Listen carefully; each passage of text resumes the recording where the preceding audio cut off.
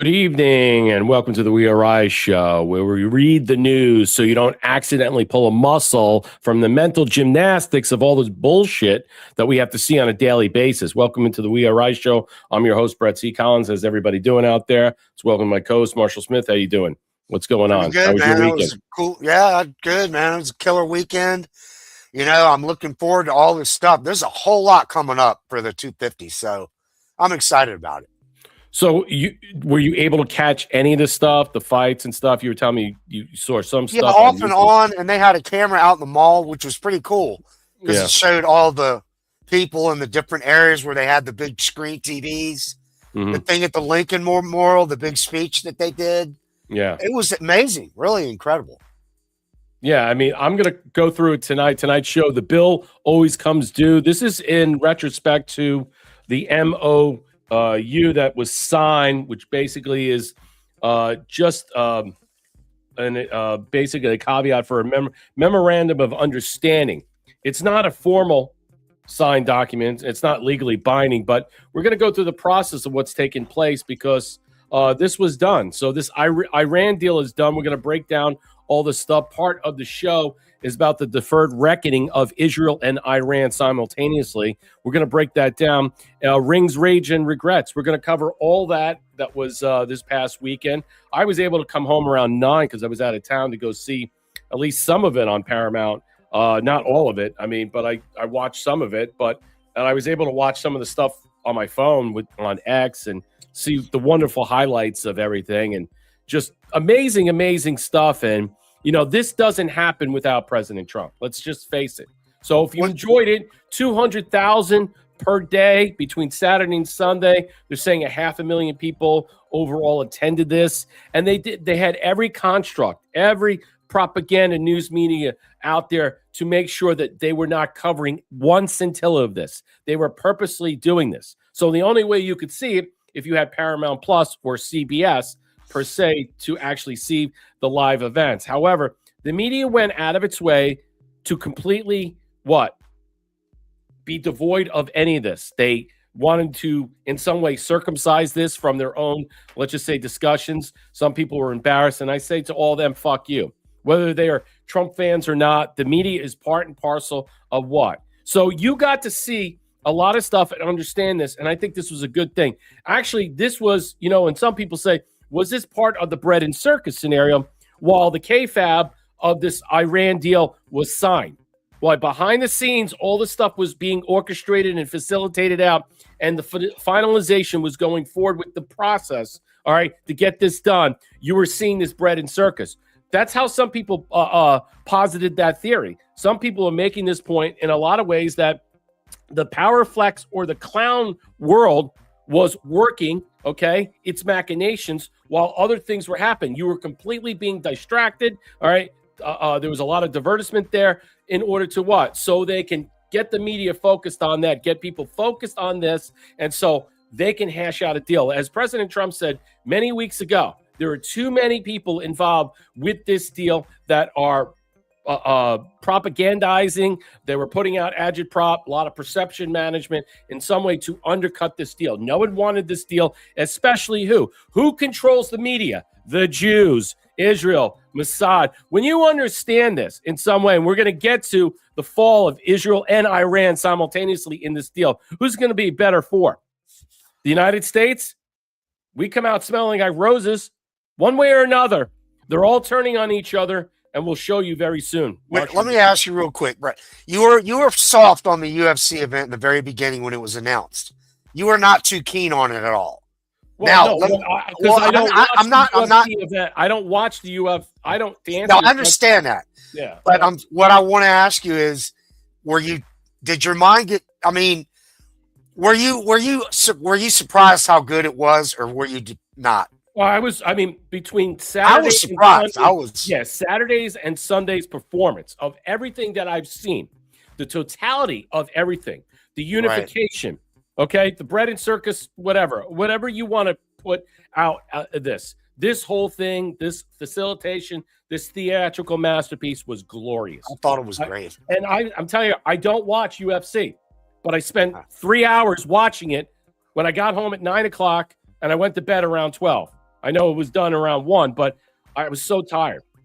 I was driving hours upon hours, and it just really kills me after a certain point. But I thoroughly enjoyed it. I thought it was magnificent. I thought it was glorious. And you know what? The best thing about that whole thing is it brings new people and new scope. It wasn't about politics. I didn't see anything about it until that one UFC fighter made it about political theater by calling Michelle, a man in this. And look, whatever you want to take away from that, it was just the wrong time to say that, because the blowback is now going to be on us, Trump supporters, President Trump, and that's what the media focuses on.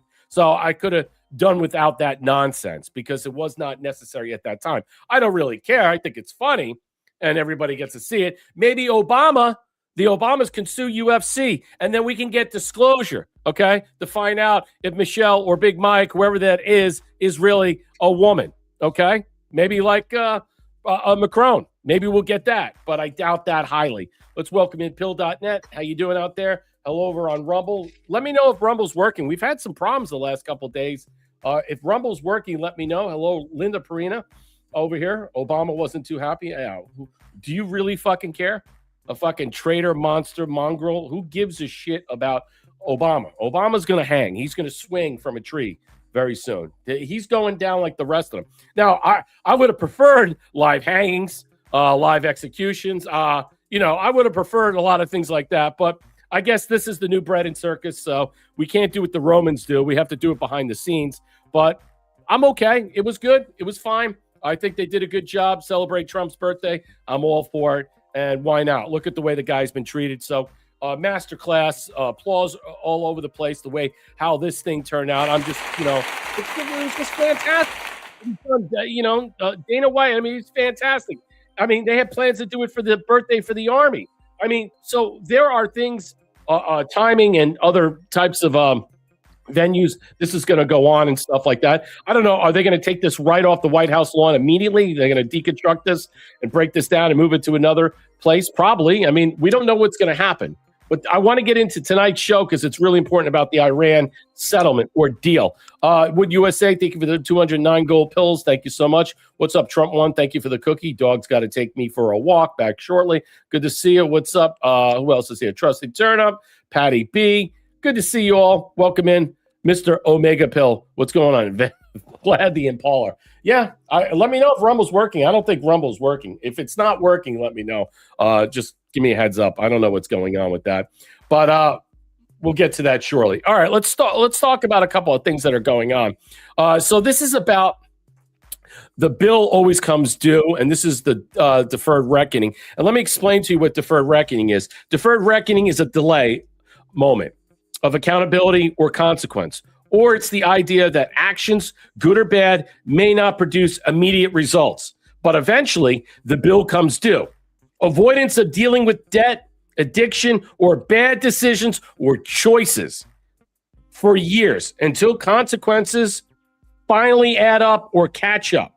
So postponing the inevitable, which are the difficult choices like debt, immigration, or foreign policy, but not only leads to what? A far greater, considerable, significant, eminent, and prominent, or more expansive, broader crisis in the future. That's what we're talking about. Where you can economic, you have moral underpinnings, you have people and institutions that can temporarily escape scrutiny, slip through cracks, evade, elude judgment, penalty, or exposure for only so long. That's where we are right now. You can only delay the consequences. You may even deny them, but they cannot escape deferred reckoning. The cost of postponement decisions when the shadow war ends. That is tonight's discussion, and we're going to break this whole thing down. Here's the summary. Iran will not have nuclear weapon under the new deal. The agreement includes strong policing of enforcement powers. Obama's JOCP was a horrible deal. Past U.S. payments to Iran were failed. Bribe attempt, sanctions relief only happen if Iran complies. Yeah, so if they don't want to play ball, they get smacked around again. Opening the strait will take time due to mines, but it's open now. Apparently, J.D. Vance said over the weekend, it's been open. We've had control of it. So there's this idea in some way, nothing is really passing through. We don't really know what's going on. J.D. Vance says it is. Other people say it's not. We know that an LNG tanker went through. So it's open in some way, and they didn't have to pay a toll. So the details to be released in 24, 40 hours. We hear Friday. President Trump's at the G7 right now. So maybe soon that we'll hear about the information regarding this deal, which will be signed in Switzerland as a peace agreement. And here we are. CNBC is reporting the deal between U.S. and Iran is electronically signed by the parliament speaker, Mohammed Bagar Ghalibaf. According to the unnamed U.S. official, the MOU provides the immediate reopening, which is just basically a non-legal binding agreement that while everything is tentative, everything is verbal, the commitment to do so is open-ended, and thus that open ending leads to other types of machinations. So Trump said earlier that the ships will be beginning to move. U.S. officials said that the reopening the strait would take time due to mines. I'm not buying that. I think it's open now. There may be hiccups in the way. Trump addressed reporters and allies at the G7 summit in France on Monday, just hours before. We'll cover that. The main thing is that Iran will not have a nuclear weapon, Trump said. They fully agreed to that with strong policing powers. President Trump said the main thing, Iran will not have a nuclear weapon. Yes, there are constructs there. There are underpinnings there regarding this. They will not have nuclear weapons going forward. And the nuclear material, while temporarily we either have it right now and behind the scenes, it's about extraction or going through the process of extraction or destruction and then getting that destructive material and bringing that back and tracing it back is really about the time frame. Do you believe that they still have it? Do you believe that all this time behind the scenes that we weren't working out some deal to finalize that we weren't on Cargill in any way? Be careful and mindful. Everything that the media is telling you, it's a load of bullshit. You don't know what's going on. It's perfectly upended in some ways. There are many people that are putting out this commentary that the discussion angles. Is this peak bread and circuses? Was this geopolitical, let's just say, qualitative simmering? I mean, America 250 that was co-opted, they say. UFC was what? A political weapon, a soft power. The public reaction memes that are incoming from this. So was this whole thing that we just saw on this weekend what that was in some way kayfabe? Was this a spectacle of politics that contrasted to the seriousness of the Iran news leading up to this event? So everybody will get all eyes on this, knowing full well that the deal is done. Did they perfectly wait and time this out for this release? There's a lot of supposition about that. I can't qualitatively prove one way or another. And I know there's a lot of discussion that's being thrown out these days all over about what people have their thought process in some way. But if we don't factually can prove it one way or another, we can't really guesstimate what is taking place. But a lot of people are saying, well, the UFC fight and all these other things there's double meanings and all these other things that were going on there, Marshall. I don't know. What's your thoughts right now as we move forward here? Well, the Iran thing, the whole deal, I tell you, Israel better watch out because he's trying to get cute, Netanyahu. Yeah. He said some things earlier. I do think that what you said earlier, that, the Iran thing and the Israel thing, it's going to blow up. It's going to blow up in Netanyahu's face if he doesn't watch out. I'll say that. And, we get these people in the media. They bring their guests on like Jack Keane, this guy. And I like him generally, mostly, but he comes on, he starts trying to throw shade on the Iran deal. And I'm like, you're trying to go and you're trying to get the markets to react. The only problem, Mr. Keene, is you're not president. So the markets are not going to react to you. But they're doing everything they can to throw shade on the media is trying to throw shade on this deal. And it's complete bullshit. It's not going to work. Well, it seems to me in some way that as this article comes out from Reuters and stuff, that is this deal that is framed accountable, particularly to, is this deal framed particularly to hold any and all actions if the deal is tanked or sabotaged by Netanyahu and Israel will be perceived as what? An irrational, untenable, inflexible bunch of what? Assholes versus Iran's group of people that may be, let's just say, be reflected upon as reasonable, as rational, group that's trying to recoup their losses, rebuild, facilitate a new deal, a willingness to want to be what? Part of the greater Mideast unification or project in some way, not the unification of Israel in some way. See, that's the problem. Israel has gotten this this big head thinking, well, the project's going to be surrounded by them. So we're going to cover that. But the Gulf recalibrates as Iran emerges intact from the war. So war demonstrates limits of U.S. power. Apparently, this is all negative.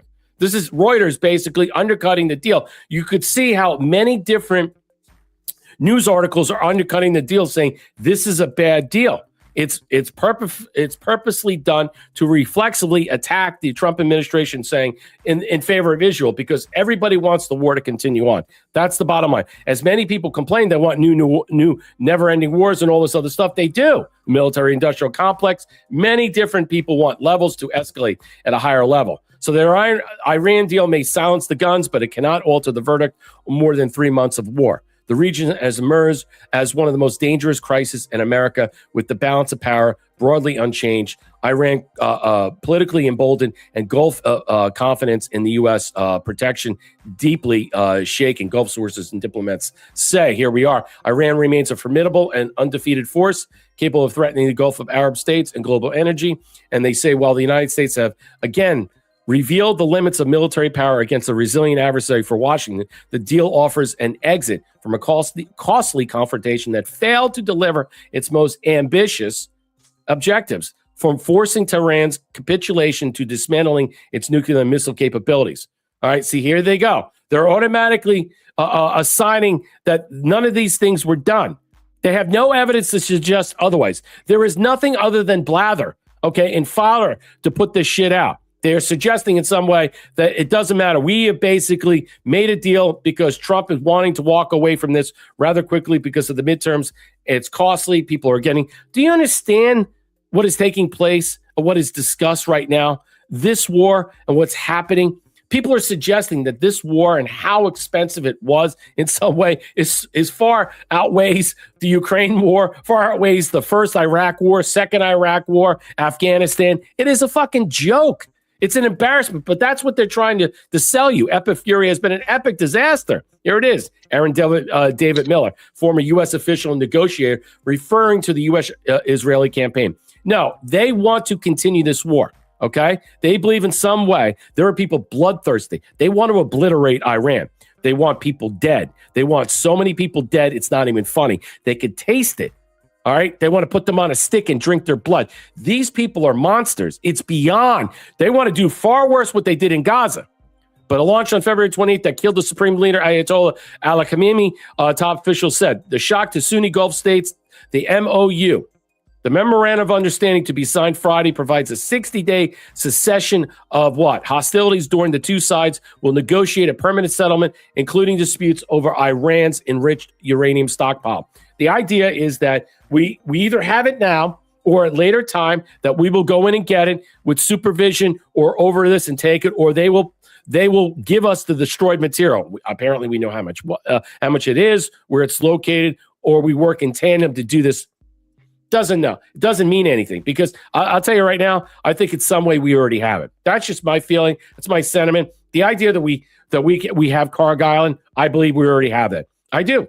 I do, and I think, you don't throw that out there unless you're reshaping the narrative, all right? To suggest in some way we're going to be there, already there, I would say that, he's giving you at least a week or 2 week window to understand it. A senior Gulf government official source says it bluntly had any de-escalation is positive, but the situation is unequivocally worse than before. Well, how is it worse than before the war? If all these areas in Iran are neutralized and the material has been blocked off, destroyed in some way, incapable for them to use, how can they suggest in some way it's worse than before the war?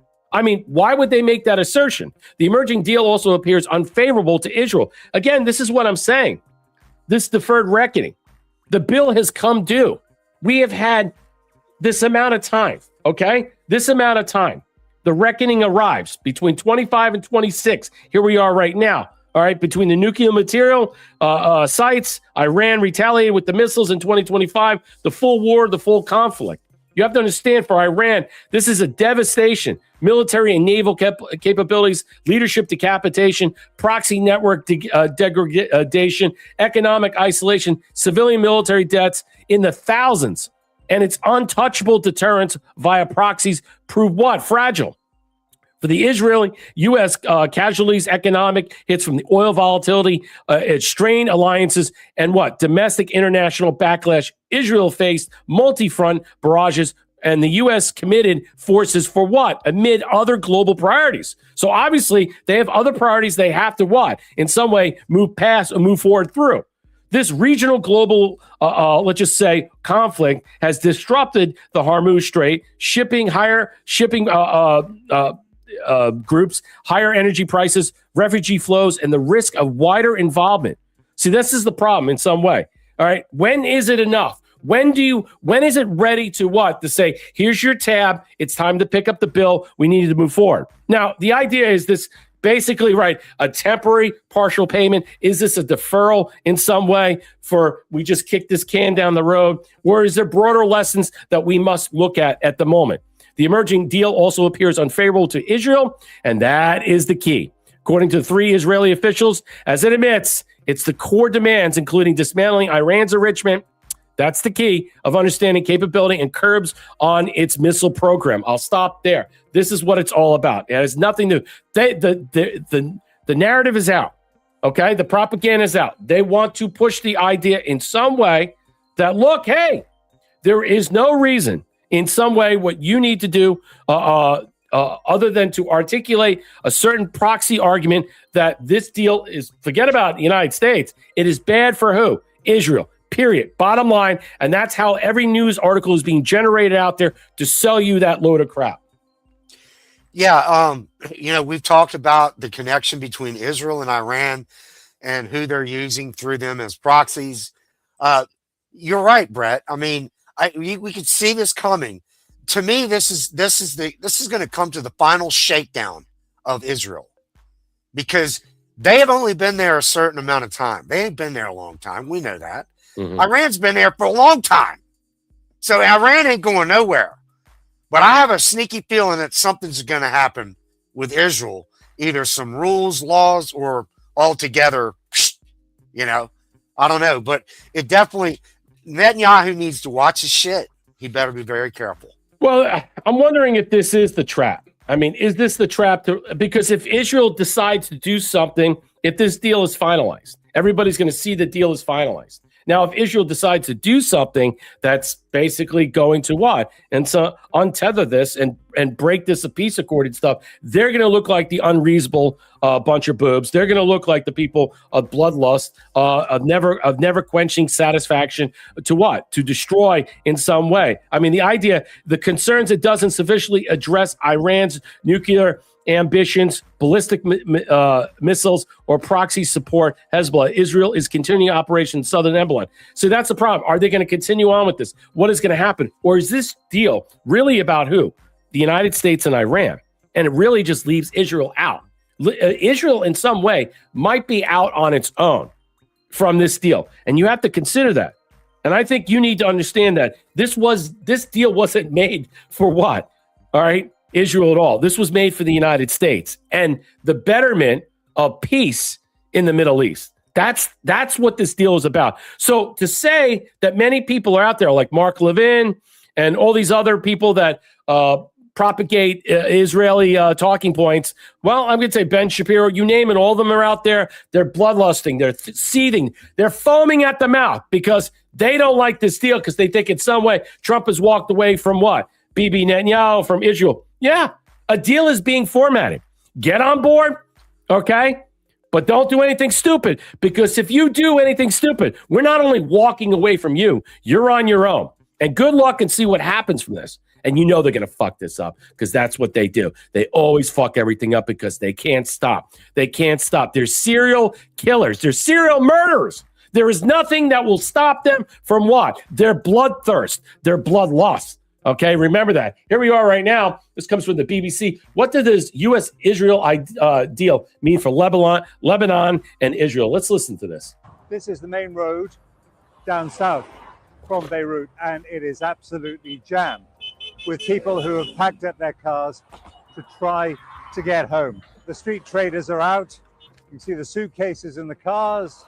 It is not clear whether the Israelis are going to do as President Trump has said and pause their offensive. They've certainly said they're going to stay in the area that they've occupied, from which they have forced the population to leave and destroyed their homes. But right now, people are taking the chance to go home. That's what they want to do. And there have been warnings, in fact, from the army that when they get there, be careful in half-destroyed buildings. Don't pick up suspicious objects that might explode. It's not a safe place where the war has been going on.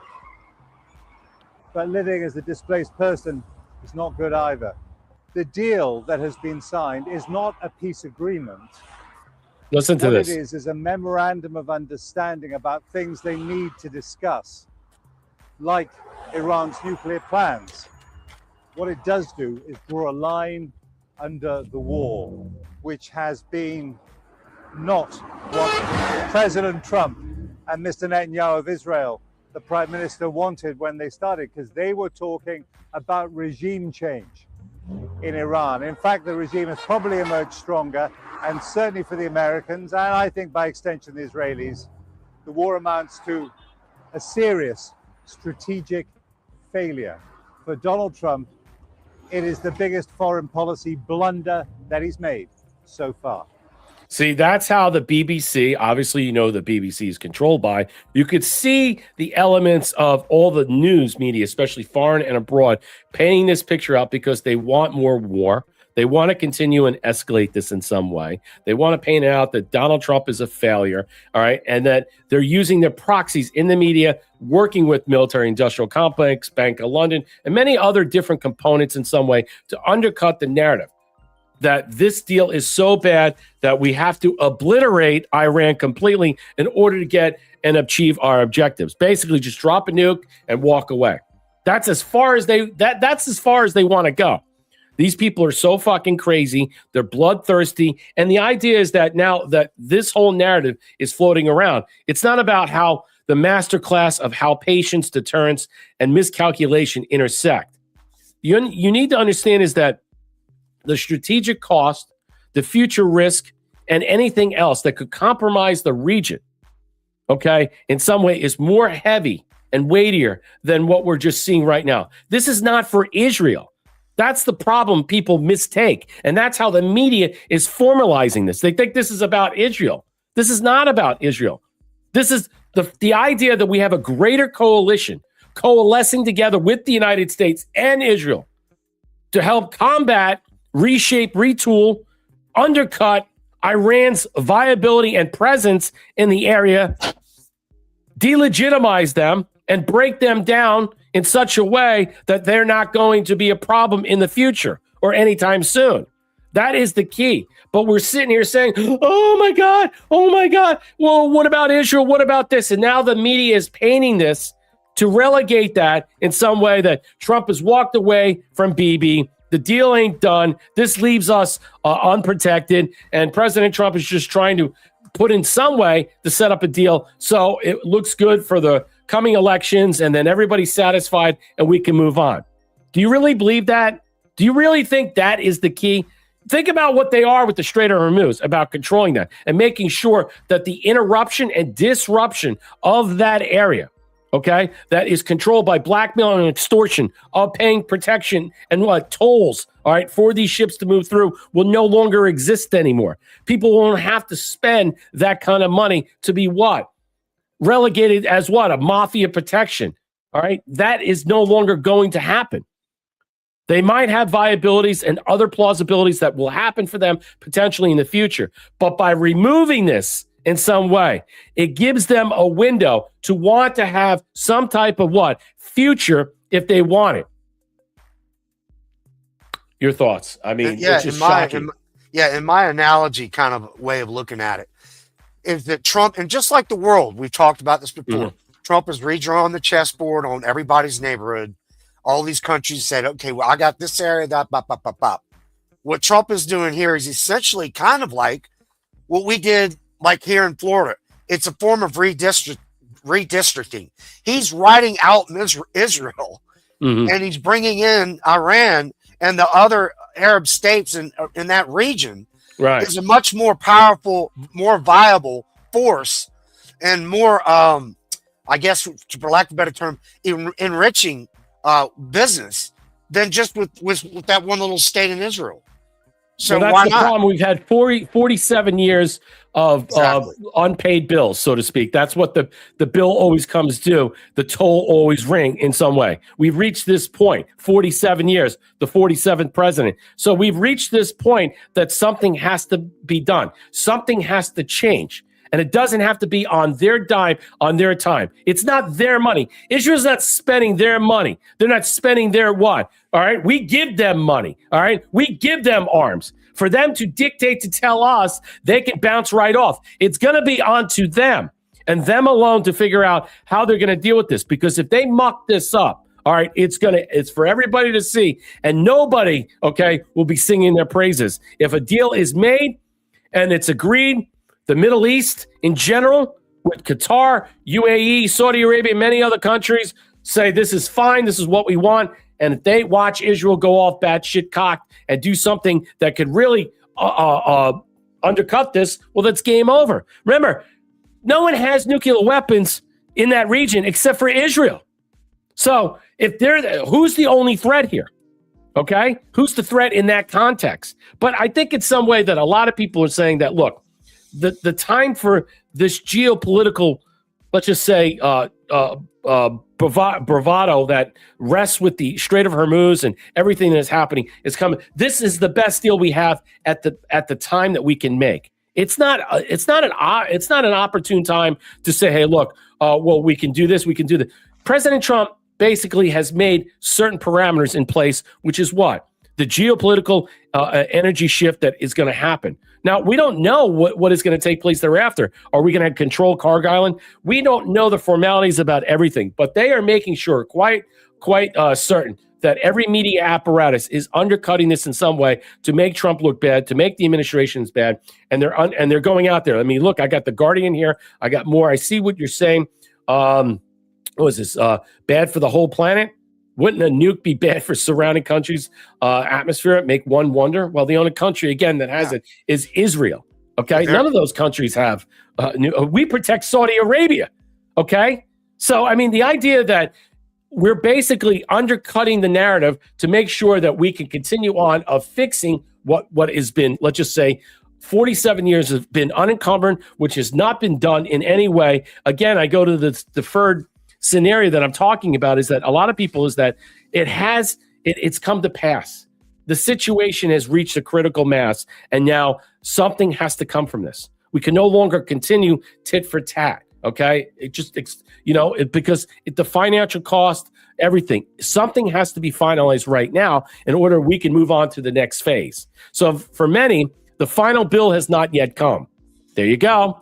Interesting. My title is that, but it will eventually. They will pay for a long-term damage caused by the biggest threat of all to the global economy, uncertainty. Uncertainty is hard to measure, but one way to look at the geopolitical risks, which stalls investment and employment. The U.S. Federal Reserve economists Dario Caldera and Matteo Icovillello have created an index that tracks reports of global tension. It shows that Iran war has been more destabilizing than the COVID-19 pandemic, but on par with either the invasion of Ukraine in 2022 and that of Iraq of 2003. Now, he's thinking of the global index, okay? Not just geopolitically within the Middle East, Israel, and the United States. World Trade Center, here it is. Look at the numbers. So they're basically equating this. The global infrastructure, that's the whole world, okay, that all runs on petrol, runs on oil, runs on gas, okay? They are fragmented from this in some way. So the cost of doing business that the whole world sees, that's why he's over there at the G7. That's why he's talking to Macron. That's why he's talking to everybody up there, and he's going to finalize a deal because this benefits everybody in the region, okay? They know they can't continue going on with this in some way. While some people make the argument that the United States is basically given into the idea, they've actually saved. No other NATO ally, or let's just say allies in general, wanted to be a part of this in some way. Take hold of this in some way, because we know it's not Iran, the proxies, Hezbollah, Hamas, and all these other groups which they control. It's the people that back Iran, the people that are controlling that. And that's kind of the EU. You have to consider who that is. There's a lot of EU investments in Iran, EU controls in Iran. Why do you think he's over the G7 right now? Because they're begging and pleading for a deal. It's really about the EU. It's not necessarily about Iran. They can give two fucks about it. They're just using them as their prima facie case. So others are harder to quantify, including the damage caused by Iranian and Lebanese hospitals, power networks, which cannot be valued, and all lives lost, including 120 primary school children Iran killed on the first day of war. Then there are hypothetical costs. The UN aid official framed the conflict in terms of the opportunity cost, noting that $2 billion a day spent on military operations can otherwise cover life-saving aid. The lives lost, the vast majority of killings have targeted Iranian and Lebanese people. In Iran, U.S. and Israel bombings have killed more than 3,300 people, injured more than 10 times that number, according to Iranian authorities. 20 schools have been destroyed, 240 health, medical facilities have been damaged, water pipes have been blown up, cultural sites damaged. I think in some way when you need to look at this, the people that are backing and funding, that make money behind the scenes off of Iran in some way, are capitulating because they know that Iran is fractured. They're fragmented.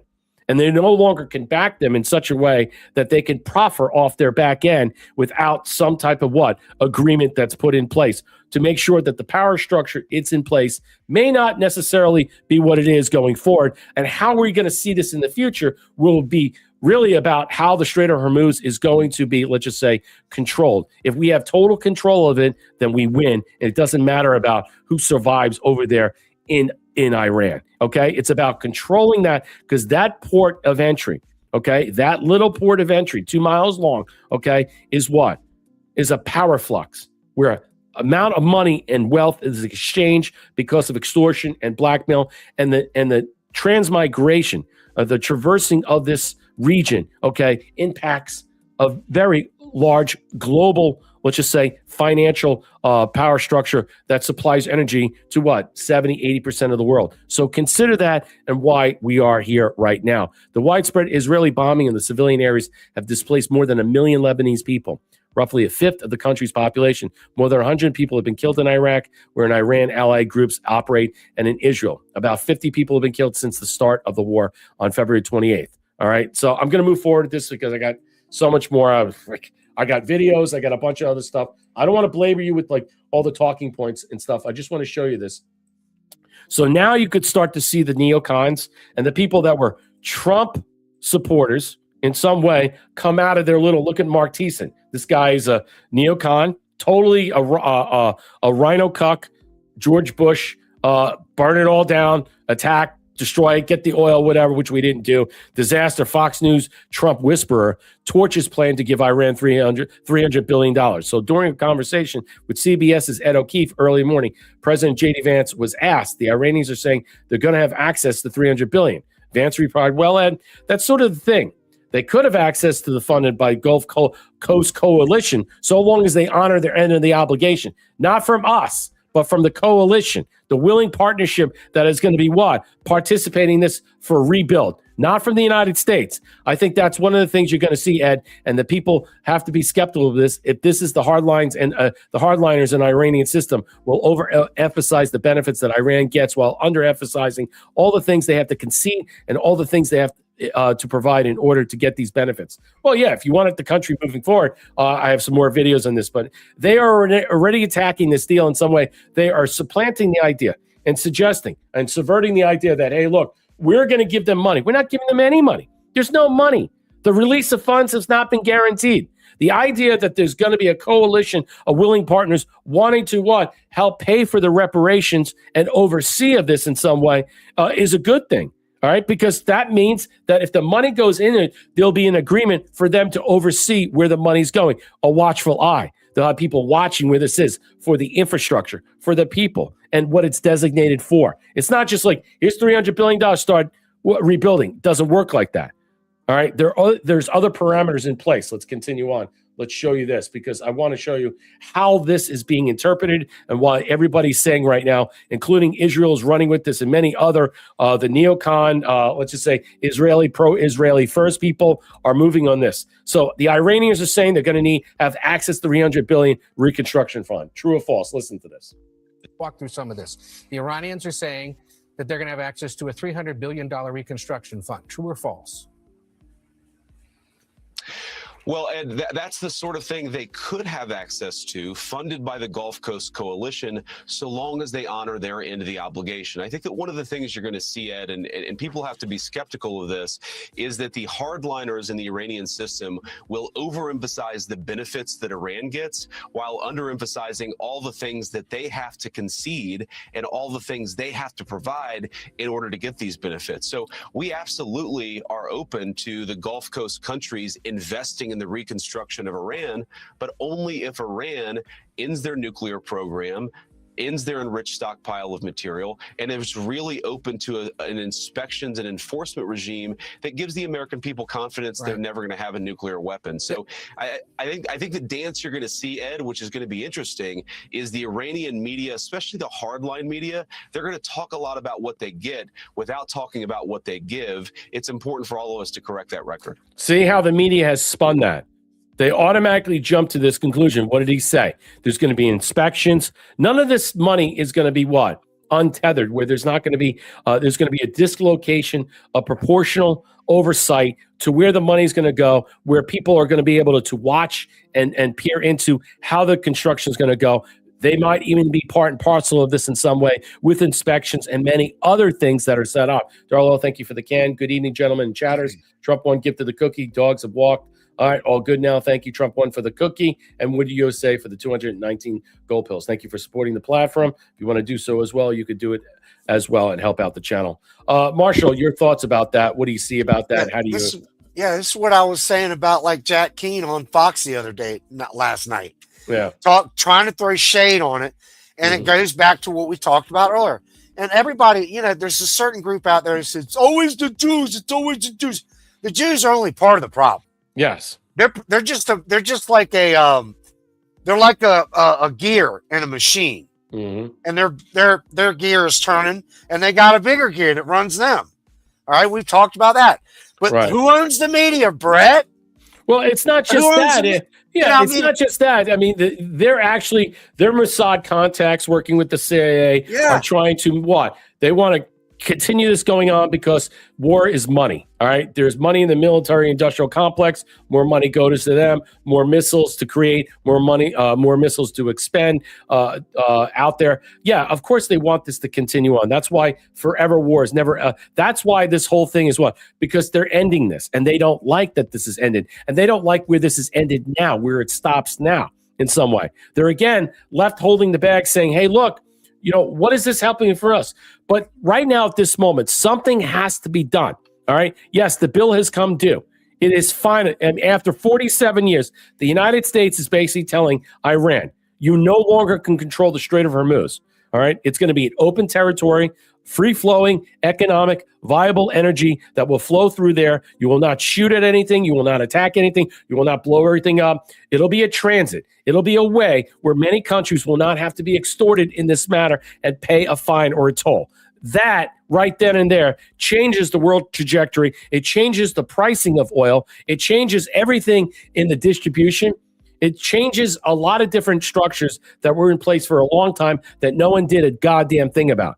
And that's why President Trump is over there discussing it. And here we are right now talking about it. So Darty puts this out. Boom, President Trump is now publicly obliterating Barack Hussein Obama, trying to bribe Iran with cash. No success. The $1.7 billion was taken out of the banks and given to Iran on top of the tens of billions of dollars that was spent. Listen to him right now. This was interesting. Was taken out of the banks and given to Iran. And on top of that, tens of billions of dollars was spent. So they tried to bribe them to make a deal. That didn't work. It never works. And we've done a great job. And hopefully it's going to be a good relationship and we're going to get along. And if we don't, we go back to where we started, but I don't think that's going to be necessary. The Iran deal that we made is going to bring a lot of success to the world because the oil was really clogged up there for a while. He would call me on occasion and say, come on, please, let's go with the oil prices. But the oil is coming way down. So I'm very honored by it. I want to thank you for your help. You've always been a help. And it's an honor to be with you. We had a very good conversation yesterday with President Zelensky. So basically, he's blowing more smoke up Macron's ass. Obviously, what he's trying to tell him in some way, what he's trying to convey is that, look, their European allies in some way, NATO, want something finalized. They want some deal to take place. And they're concerned that the longer this goes on, the economic cost, the political and financial, let's just say, blowback is traumatic to them. And they wanted something done that they can, let's just say, get their heads wrapped around, that we all can accept in some way, except for who? Israel. Because this deal is not about them. It's about us and what? NATO, about the allies, about the world global infrastructure, and controlling this mechanism that is a driving component of raising prices all across the room of the routes of distribution. And that's key to understand here. You get a free and open, viable Hormuz, Strait of Hormuz, that is passable, that doesn't have to go through, let's just say, previous or past logistics of the financial tolls and blackmails and all these other things that, slow things up. Maybe an increase, maybe a viability to protect this type of infrastructure is going to happen. And this might be a deal in some way that Iran can be comfortable with. Now, the question is about the money in some way.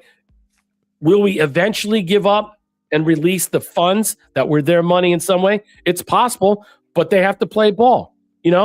They get out of line, you got to smack them down. And that's what's going to continue in some way. It's now going to be about in their hands and oversight.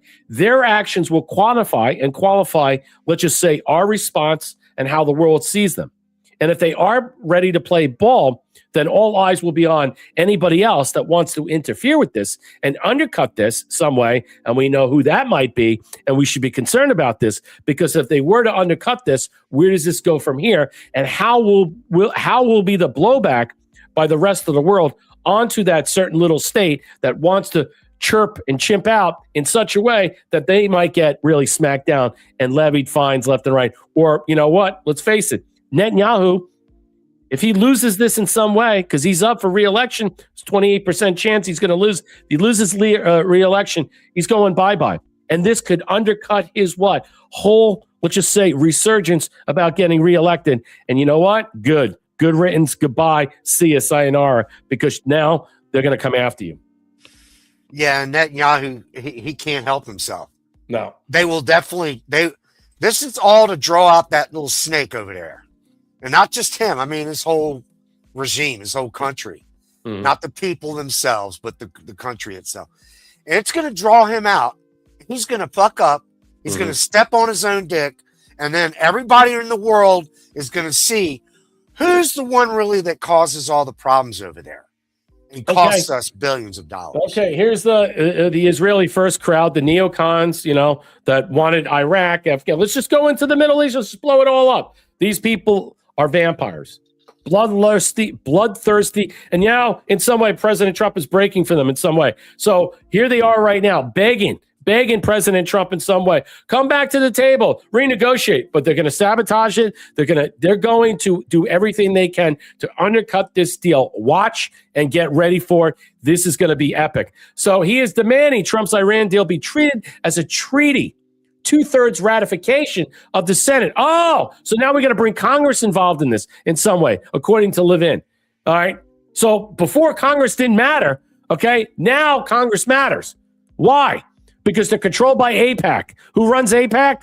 There you go. You know it. You can figure it out. All right. That's what they want, because they know in some way, if they were to get this to the Senate to make a deal, or Congress to force this into this position, the AIPAC crowd would have their tentacles into congressmen and senators to force them into this in some way. So some deal would be ratified, and then, or this will be not ratified, and then we can ratchet up more fighting, more war, more this, more that. And this is the whole thing. This is what you're seeing around now. Dual citizens. This is the AIPAC crowd. Now you're starting to see the subversiveness, all right, of what's taking place, and understand who it's coming from. All right, they're chieftain. All right, they're what? Listen. I'm going to review it, because that's not discussed either. Yes, Congress will have to look at this. And most importantly, they're going to look at whether this deal can be upheld, I suspect.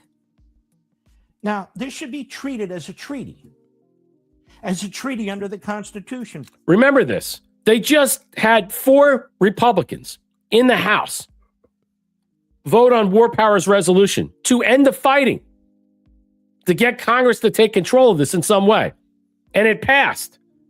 But, the Senate basically, they said no, but it goes to President Trump's desk. It'll never get signed. But you have 4 Republicans in some way. What does that say now? Because there are people in the House right now who don't want this war to continue on. So where does that leave us with the Senate? Let's continue that. Watch the subversives all over the place. Watch all these people, the Israeli first crowd. This is who he is. Why he Rex Tucker and all these other people and stuff. The Israeli first crowd is coming out and saying, we're going to do every power. We're going to use every power, exhaust every power in the Senate to formalize and push a treaty, contractual treaty, all right, in some way to get this going, to get this moving forward. They're not going to do it. It's not going to happen. But they're going to try and get them using their constituents by using AIPAC money. That's the thing. Yep, here we go. For we constitutional conservatives. But Obama and Congress, Democrats and all Republicans but one, Tom Cotton, all of them decided not to apply the treaty requirements under the Constitution to the Obama-Iran nuclear deal. So that's where we are. Now, what does the Constitution actually say if it was followed? Article 2, Section 2, Clause 2. The president shall have power by and with the advice and consent of the Senate to make treaties. There we go. Provided 2/3 of the senators present concur. The Senate, 2/3 of the senators present concur. Well, Obama realized he couldn't get that. So he conspired not only with his party, but the Republicans to get around it. Because that's a high bar.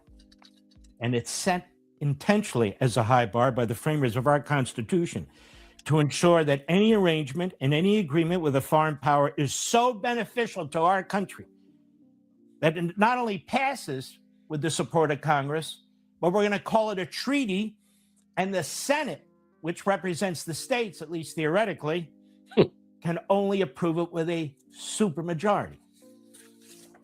Now, listen to this.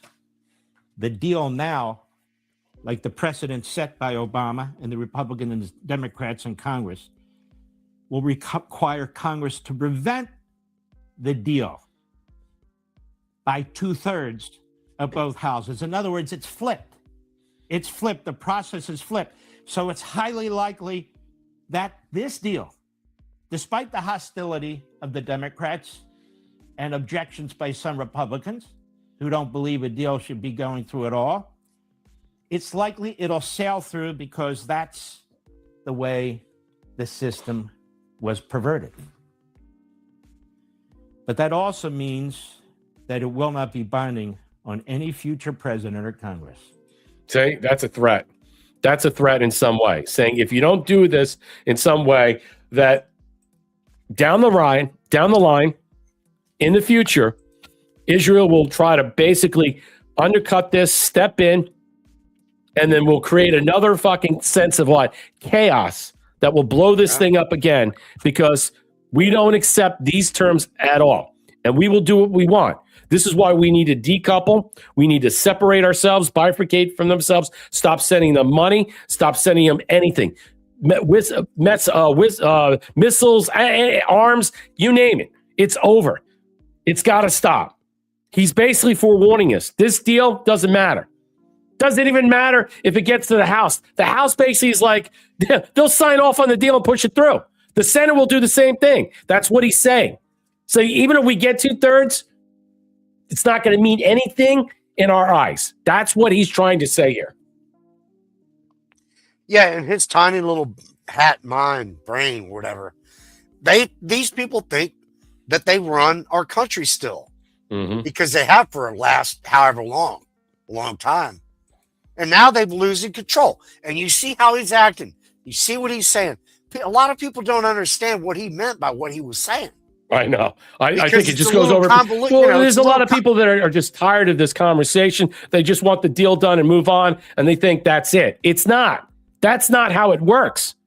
You have to see and understand what is taking place, who is speaking about it, who's chirping about it in some way. Yes. He had to completely set this up around this whole time. And whether or not the bread and circuses was used as a cover behind this while we were saying and this war was being protracted and led on, or we were led to believe that that all the other, the shootings, the bombings, and all these other things were just what? All it was is a divertisement. The deals were being what? Laid out before that. Who's to say that we just hit installations they knew we were going to hit? It doesn't mean anything. Those talks about proportional responses are irrelevant if they knew we were coming. If this was all done as a theatrical distraction to set this up, to get this finalized at this moment in time, why do you think their heads are exploding? So you have the neocons, you have the Israelis, you have America First Jews, you got all these other fucking people, the Zionists, they're all right now, chomping at the bit to get involved to blow this thing up. And they're telling you right now, their head Zionist chief right there is saying right now, we're never going to accept this deal. No way possible. Yeah, here it is. Real America's Voice. Iran cynical contradiction. Enough. This is a victory for Trump. Listen to this. You are correct in observing two things with the Congress thing. Number one, he is talking to the president of the United States like he's an imbecile. So he doesn't reference Trump. He just says Obama. Exactly. Obama. It's not Obama's deal. This is Trump's deal. Secondarily, Congress, and not just Levin, thankfully not in the Congress, Congress is utterly cynical. People like Lindsey Graham. There's no congressional role, as there is in the Constitution, for when a war is declared or a war is all but declared. But all of a sudden, if the president of the United States wants to end military hostilities, then it needs to be subjected to congressional oversight. It's just, this is open, naked, cynical contradiction at its finest. They are treating their viewers like they are dumb. They are treating the president like he is stupid. And I think enough is enough. And the markets today and the reception of the public to this deal is going to be positive, no matter what people want to say about capitulation, surrender. This is a victory for Trump. It's good that we moved on. The United States made the right call here. See, that's the key. Why does President Trump always look to the markets? Because the futures, are the narrations of our understanding of how if this deal was bad, the markets would be reflexive in that. You would see the markets crash and tank. You would see oil double and triple. That's why Trump points to that. It's an indicator.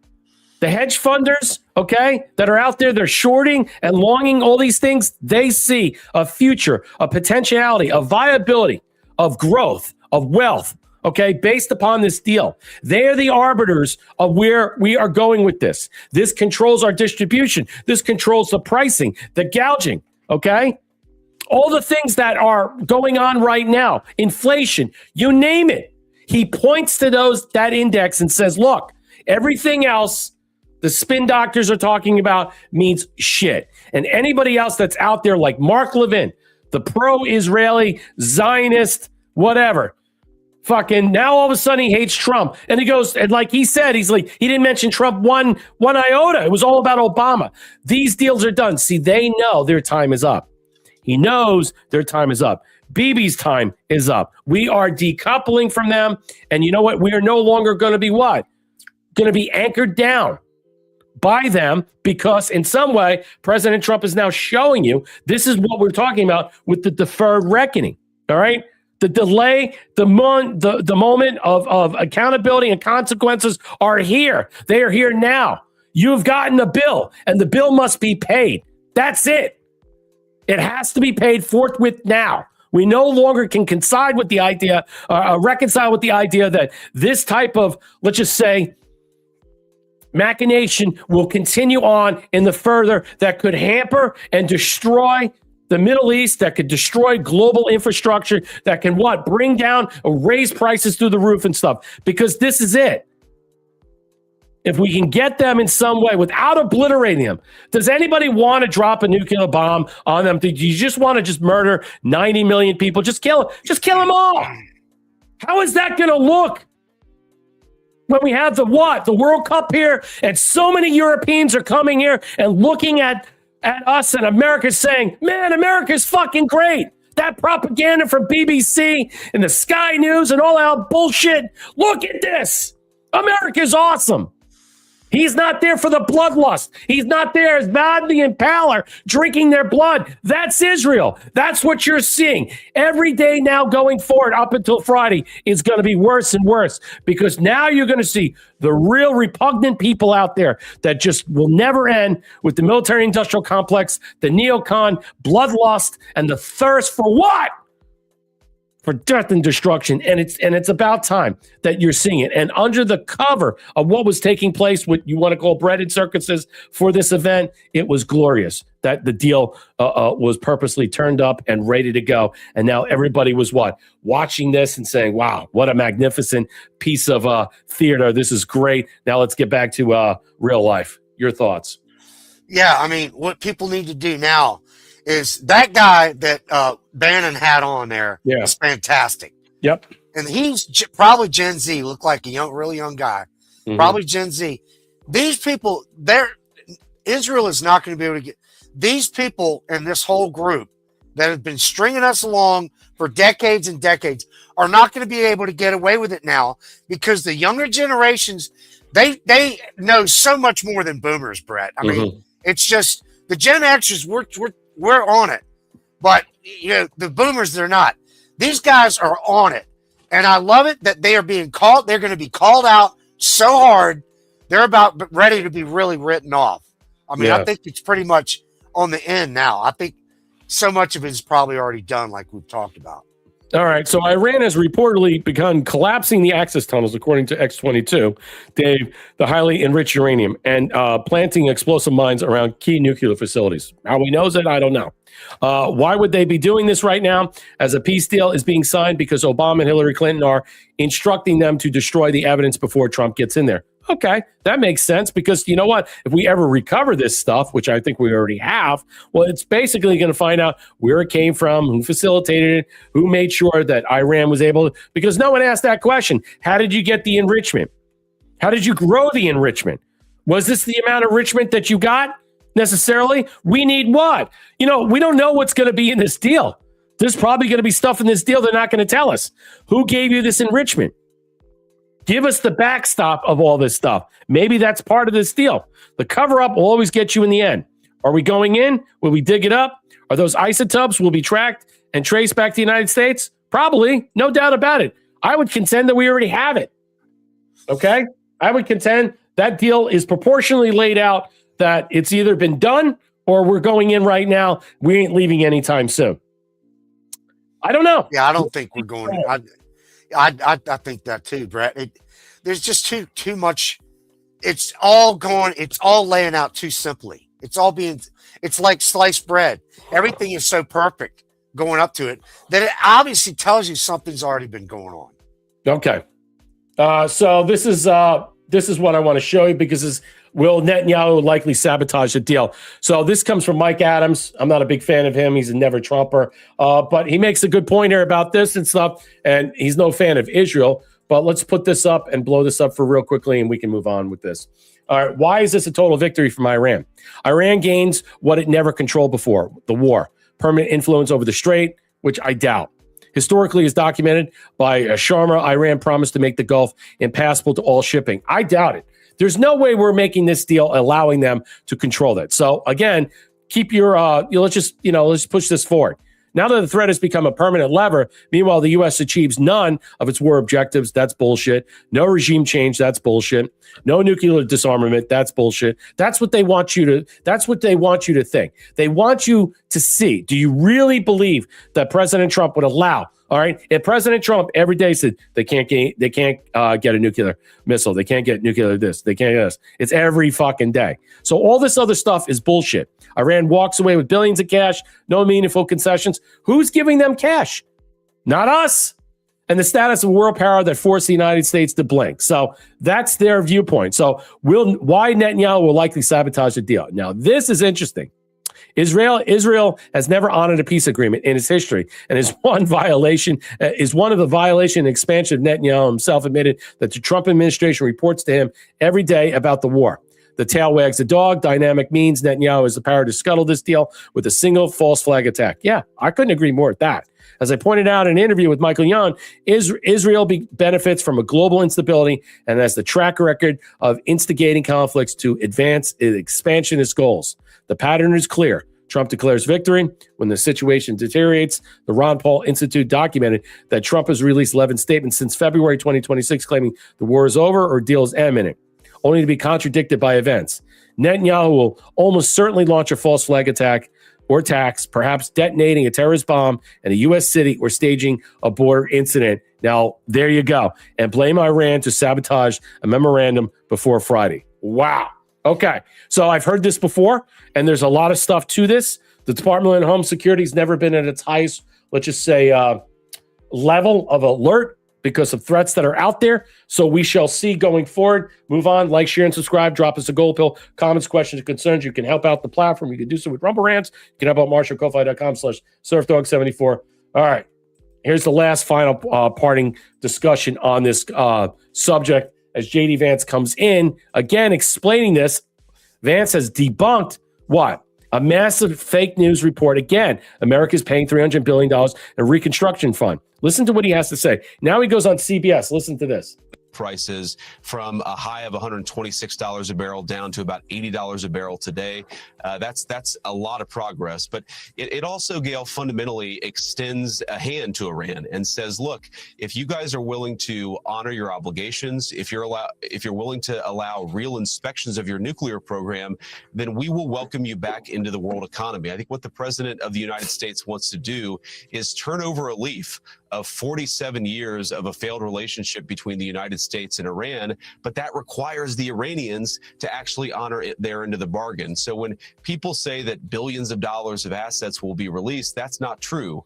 What is true is that Iran will have a much better and much more prosperous future if they meet the obligations they make in this agreement. We'll, of course, see. That's one of the things we're going to work out in the technical talks that will follow the official signing on Friday. Mr. Vice President, it's Ed O'Keefe, and we're so glad you're here in part because it's... So he had to go on there and again expose the same thing over and over again.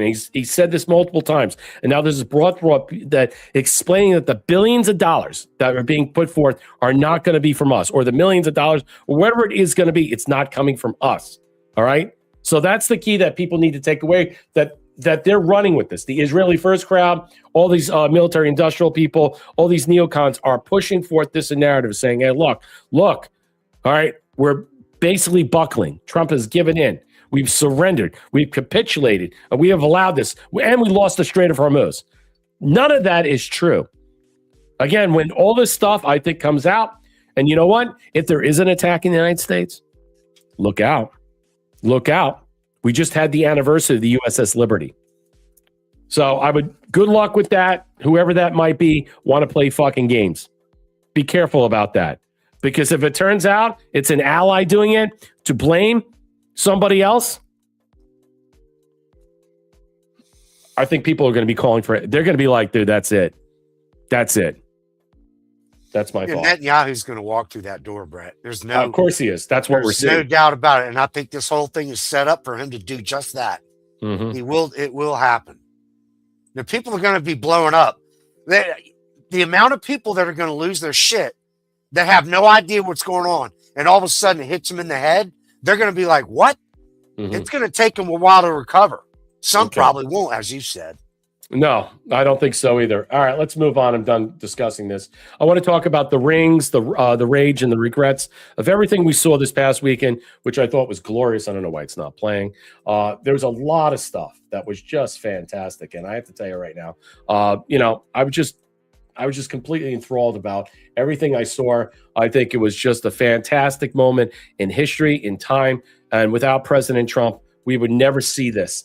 Cinema, one of the greatest walkouts in sports history. If you didn't catch any of what was taking place, I saw bits and pieces on Saturday. Realistically, I caught the tail end of it around 9 o'clock, but I'm going to show you some really great stuff that came out of this weekend.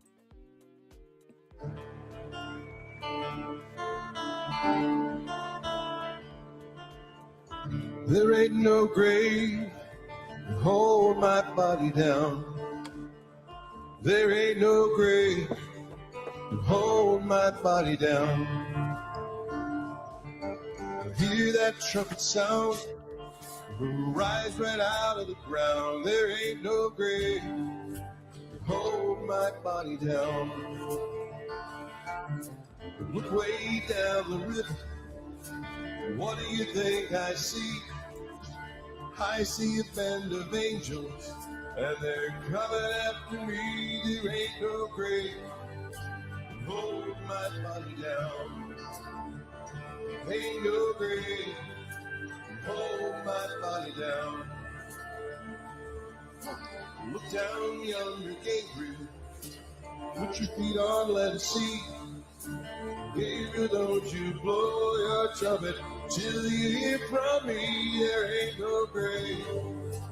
Hold my body down. Ain't no grave. Hold my body down.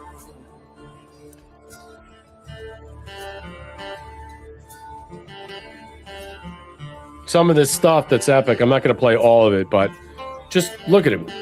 See, Teddy Roosevelt had boxing in 1909 on the White House lawn as an event. I mean, people think this wasn't done before. You know, so when you hold on, when you consider that, this is just, you know, you have to consider of understanding what you're seeing. Let me play.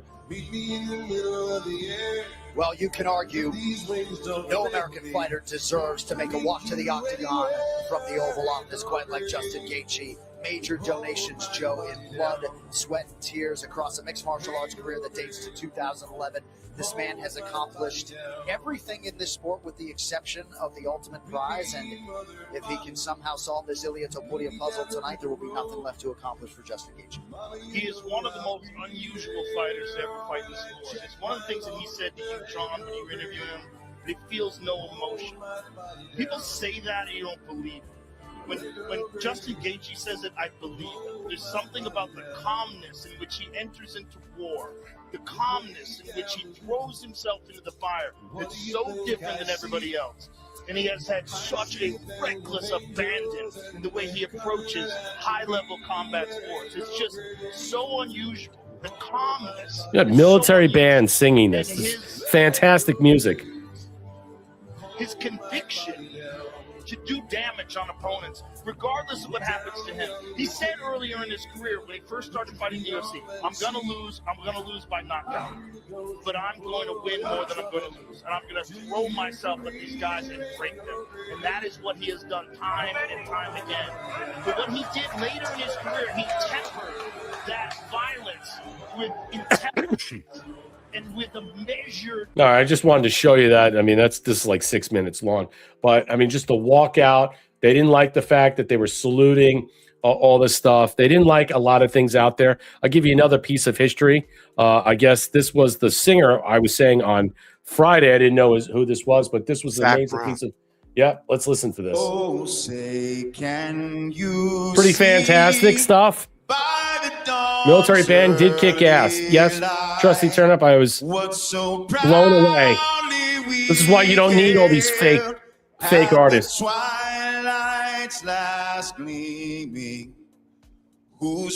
my hometown right there. Stars through the perilous fight. Oh, the ramparts we watched were so gallantly streaming, and the rockets red glare, the bombs bursting in air, gave proof through the night that our flag was still there. Oh, say does that star-spangled banner yet wave?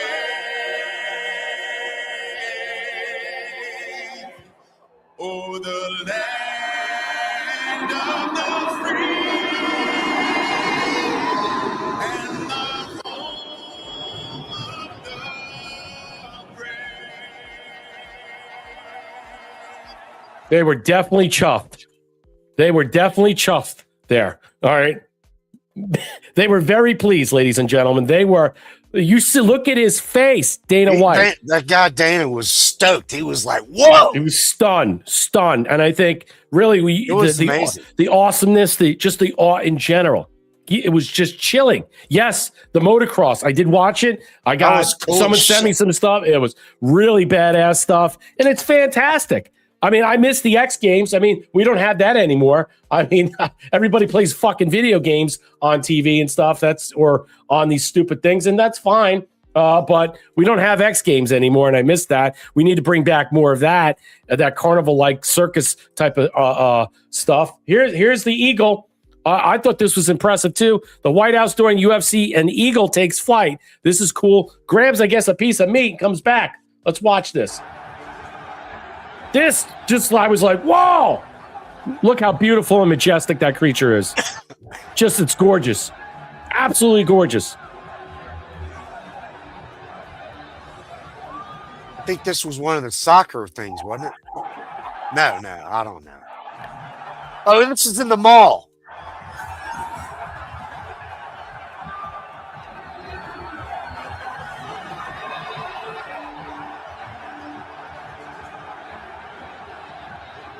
Look at that. Look at the sea of crowd. It's going to be amazing.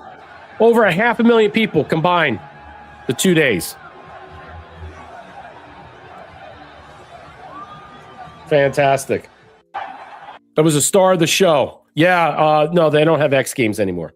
It's unfortunate. They had the Red Bull stuff, but that's not even close to what we're seeing. Glenn Beck has some thoughts on what he saw. Yeah, it's pretty amazing. Yeah, they said between both days, Dana White said that it was 200 both at both locations of both days, closing in 500,000. Glenn Beck had some choice words. Last night's UFC 250, the White House was stunning. It was the kind of celebration that reminds Americans what we're capable of, and we're no longer of a nation in decline. I couldn't agree more, because everybody forgets, not just a couple of years ago, you had the fucking gay and trans fag crowd all over the fucking White House lawn, taking their clothes off, showing all their fake detachable penises and interchangeable parts. Yeah, remember that? You forget that. That was a nation in decline. And I think what Glenn Beck is saying here right now, look at the difference. Do you understand what the difference is? Decency, bravery, love and support for our country is much more meaningful than look at me in the pride shit. It's bigger than you and I combined. The office of the presidency is bigger than just one man who holds the position. It's bigger than that. It's bigger than all of us. Get ready. You're going to see what he has to say here. The Roman circus, not a celebration. It was anesthesia to make you forget. Mm-hmm. So when I saw a cage match on the lawn where the president decides the question of war and peace, the historian in me kind of flinches a little bit. However, it was the 250th birthday of the United States of America. If you can't throw a party at 250, when can you? Exactly. A celebration is not decadence, and it is not anesthesia. Joy is not decline. So which was it going to be? Remembrance, joyous, and entertainment? Are we Rome handing out a circus, or are we a free people throwing a festival that we have every right to throw? I watched it last night, and it was super clear, at least to me. I don't know if you saw it. It was so well worth watching. Even if you don't like UFC and the fight or whatever, I mean, I prefer boxing myself. You know, I don't like it when they're down on the ground and they just keep wailing on each other, but it was okay. But it was remarkable. All of the videos that they were putting in between, the way this whole thing was staged. I mean, just the flyover. Do we have the audio of the flyover? It's right after this.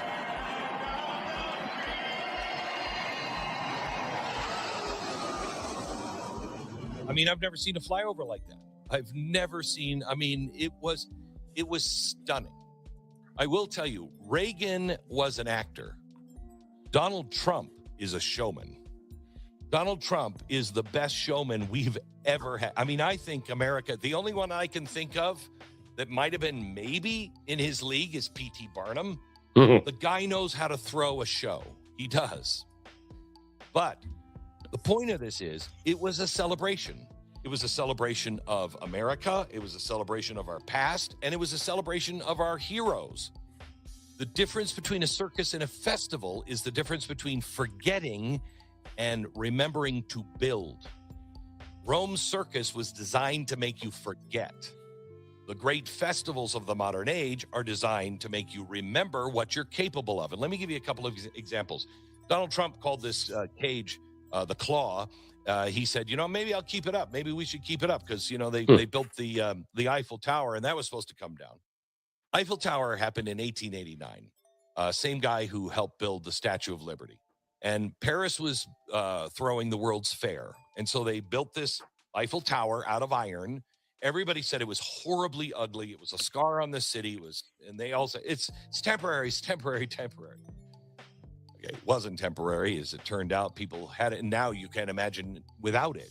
The point is, the Eiffel Tower was not a distraction. It was a dare, okay? Same thing with San Francisco. 1906, there was an earthquake, and then the earthquake set off a fire, and it almost erased all of the city. I mean, the heart of the city was completely gone. It was nothing but rubble and ash.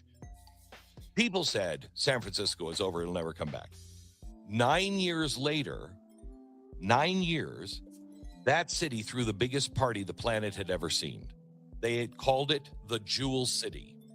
18 million people. This is 1805 or 1905. 1915, I think. 18 million people came. 18 million people. And the whole point of it was to say, we're not done. We're not done. Look what we can do. Now, here's the part that most people don't know. Of that entire jewel city, glittering city, they kept one building. It's called the Palace of Fine Arts. If you've ever been to San Francisco, I can guarantee you've been to the Palace of Fine Arts. It's an outdoor park, and it was made by the famous architect at the time, Bernard Maybeck, and he built it on purpose to look like it was a Roman ruin. So Glenn Beck is, I got to move forward. Glenn Beck is posturing the idea in some way, suggesting that we're going to keep the scaffold up, the claw up, which looks like the Phoenix lights. At night, it looked like the Phoenix lights of 1997. Remember the Phoenix lights of 1997? I thought that's very interesting and how they just came out of the clouds and stuff. I thought that was whatever. I'm not really sure if he's going to keep them up. I mean, we're going to hear from Dana White. I mean, we don't know what's going to happen. I doubt it. They'll fight him left and right on this. And plus, they'll be. I mean, look, I don't really care one way or another. I just don't know. I just can't imagine they're going to do this. But listen to Dana White's response. He talks about the perfect UFC Freedom 250 last night. Listen what he says. Absolutely perfect. I'll let Paramount make their own announcement. And listen to Paramount. It was monstrous tonight. Yeah. Monstrous. Like he's, you don't get calls from billionaires flipping out too often. So he is extremely excited. I'll let them do their thing. They're over the last 2 days, there was something like, almost 200,000 people over at the Ellipse. And the list just goes on and on. I mean, just everywhere and then tonight, the weather ended up I thought the weather was perfect last night. The weather was actually better tonight. So we're sweating the storm all day. The beautiful all day, and then it's looking like from 6 to 9, there's going to be a storm. And this is fucking crazy, but the storm literally went like this and split and went around the White House. So, and the breeze was perfect. I mean, just everything. You couldn't have had a better night. It was absolutely perfect. Just enough wind to keep the bugs off us. I mean, all the shit that I was worried about played out perfectly. Production was off the charts. I mean, if you look at what we did, we built an arena on the White House lawn. That was amazing. But if you look at what we did at the Ellipse, it's almost more impressive than what we did on the South Lawn. Yep. And that's the point. And he talked about how Paramount. So Larry Ellison, who owns Paramount, There are many people, I guess, that are on a phone call looking at the numbers of people that wanted to watch this, signing up to Paramount Plus that didn't have it, that wanted to watch this. And the numbers drew massive amounts of what? Amounts of dollars for eyes on in this event. So the idea that there's going to be another event where Paramount is going to feature this in some way. And I said, it's not a pay-per-view event, but you still have to pay for Paramount Plus for whatever they were offering at the time if you didn't have it. I think in some way what he's saying is that there most likely will be another event similar to this in a different fashion that will what? Get more eyes on it. And after how this event went off, you'll probably see the numbers grow exponentially. Apparently, 130 million people watched this. That's more than the Super Bowl. 130 million people. So this basically outdid the Super Bowl. And that just shows you the potential of a future scenario of where this is going to go. UFC just went beyond, above and beyond the Super Bowl. They've hit it out of the park, and it was good. And again, I will probably watch another event or two because I thought how this was carried out, how this was successful, how this was done, the whole production management behind it was just glorious. And, you got new eyes on this, and I think in some way, you got me. I'm captured. I mean, did anybody watch the fucking Knicks? No, I don't watch the NBA. I'm not watching monkey ball. And what happened? They burned down their fucking city, shooting cops left and right. Didn't see any of that last night. And I wonder why that is.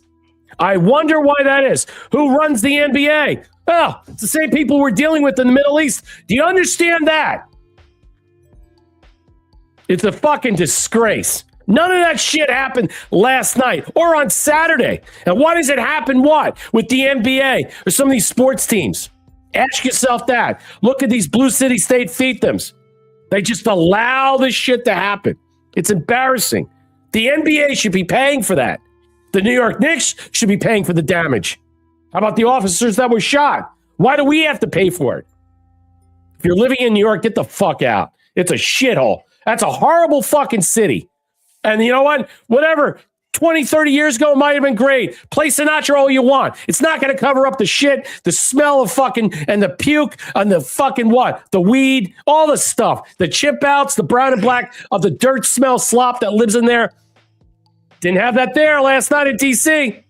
I wonder why that was, Marshall. The NFL is watching. I guarantee you, Brett, the investors in the NFL we saw the billionaires on the phone. Yeah. They were watching this last night, Brett, and the NFL is going to have to fucking change because they are not going to be able to survive this shit. No. You have this going on in the middle of fucking summer. It's 90 degrees, and they're blowing it up. Yep. Blowing it up. And I'm like, we don't want to hear about fucking you kneeling the national anthem. We don't hear about your monkey cry bullshit politics, LGBTQ fucking fag bullshit, hide the salami stuff. We don't care about that stuff. None of that stuff was on display. It was just a wholesome fun of UFC fighting and what? Americana. Bigger than you can possibly imagine. And that's what people watched. That's what people enjoyed, and they will continue to watch it while the other dirt slop slimes away into the sewer because it's just filth. It's garbage. It's pampered what? Multi-million year fucking what? All right? 80% of these people are what? Black and brown that play these fucking sports that don't like you, they hate you. They weren't fucking playing this. They'd be robbing and stealing, knocking over 7-Elevens. It's all garbage. What you saw tonight was what? The end-all, be-all of what makes America great and talented. These people aren't getting paid millions of dollars. They're $20, $30, $40 million. Not the fucking military that's there. Not the military bands and parades that were there. Not the people that were setting this up.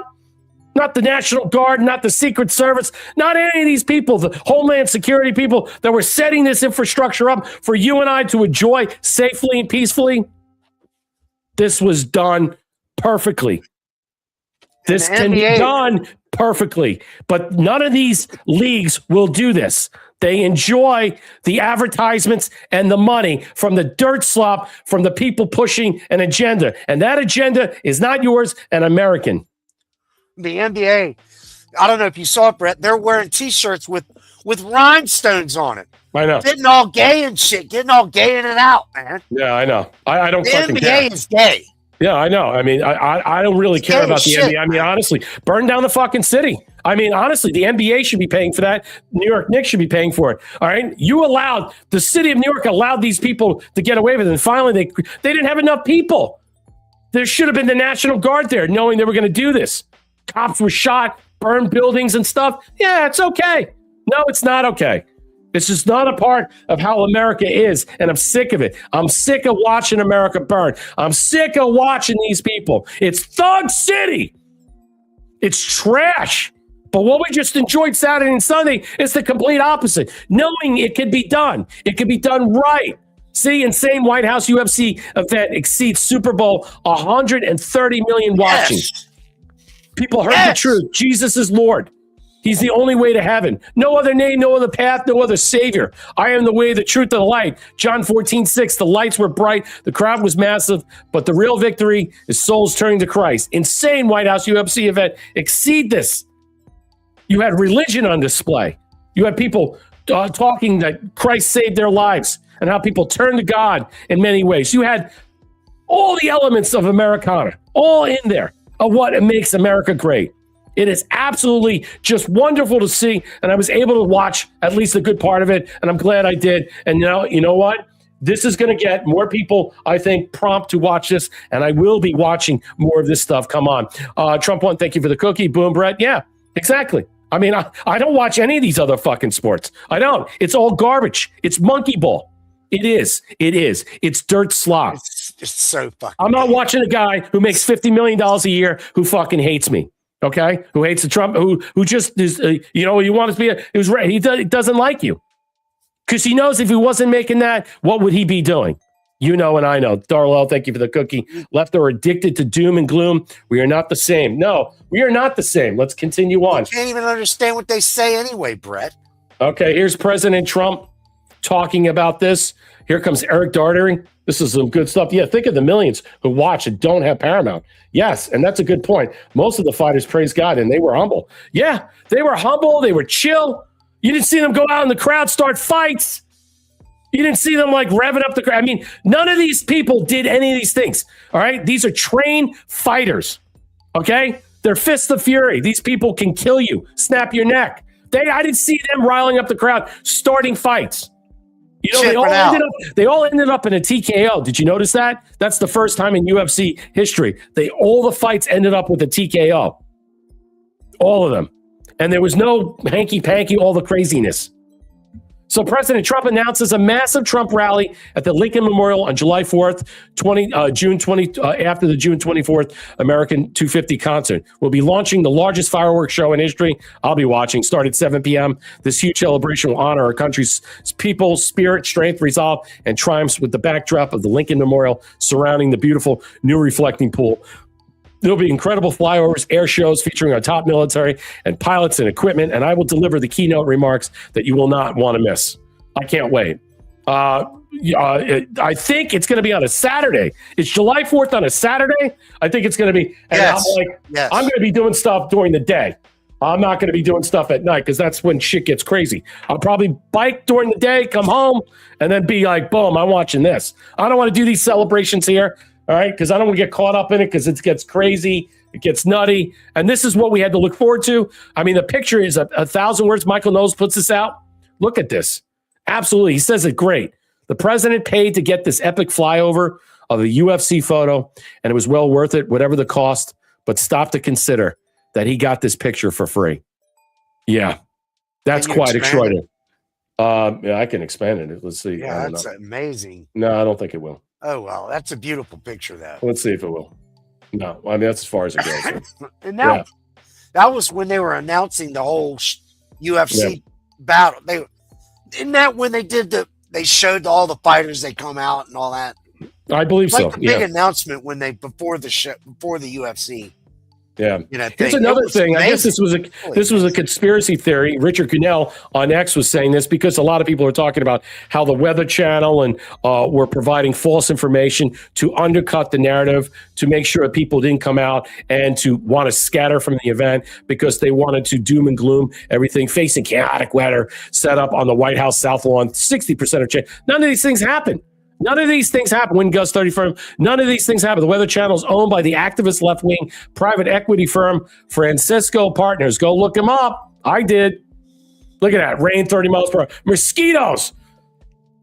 Remember, I'm surprised they didn't say super hornets or the deadly hornets and stuff. I mean, they were basically making sure they can orchestrate and facilitate a narrative out there to get people to walk away from this. It's disgraceful. It's disgusting. And no media was covering any of this. They were fucking it. They were attacking President Trump. They were attacking everything that was done. They were making fun of this while they were having their own stupid show on the side, which was a joke, embarrassing. I'm going to show you that right now. So we're going to go through part of the rage and the regrets. Here's some of the sideline. This is what we're seeing right now from what we're seeing about the World Cup and how all these people, the Japanese, the Irish, the Scots, the Brits, all these people that are over here that are celebrating America in a lot of different ways. And I thought this was key that we'll cover this because this was just glorious. So you have spot the difference. Here's Japanese cleaning up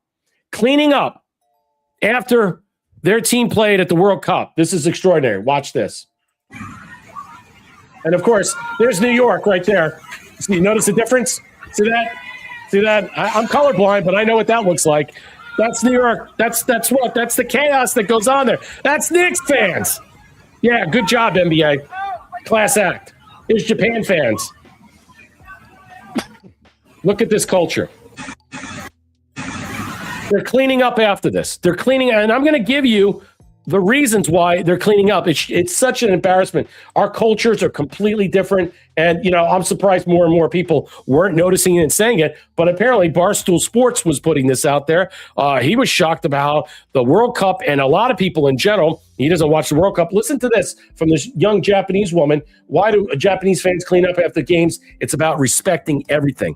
Yeah, I want to go to Japan.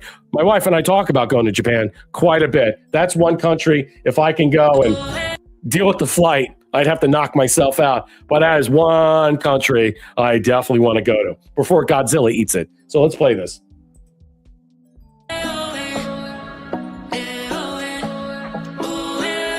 a culture, but it's like respect for everything. Respect for the players, supporters, and also for the stadium.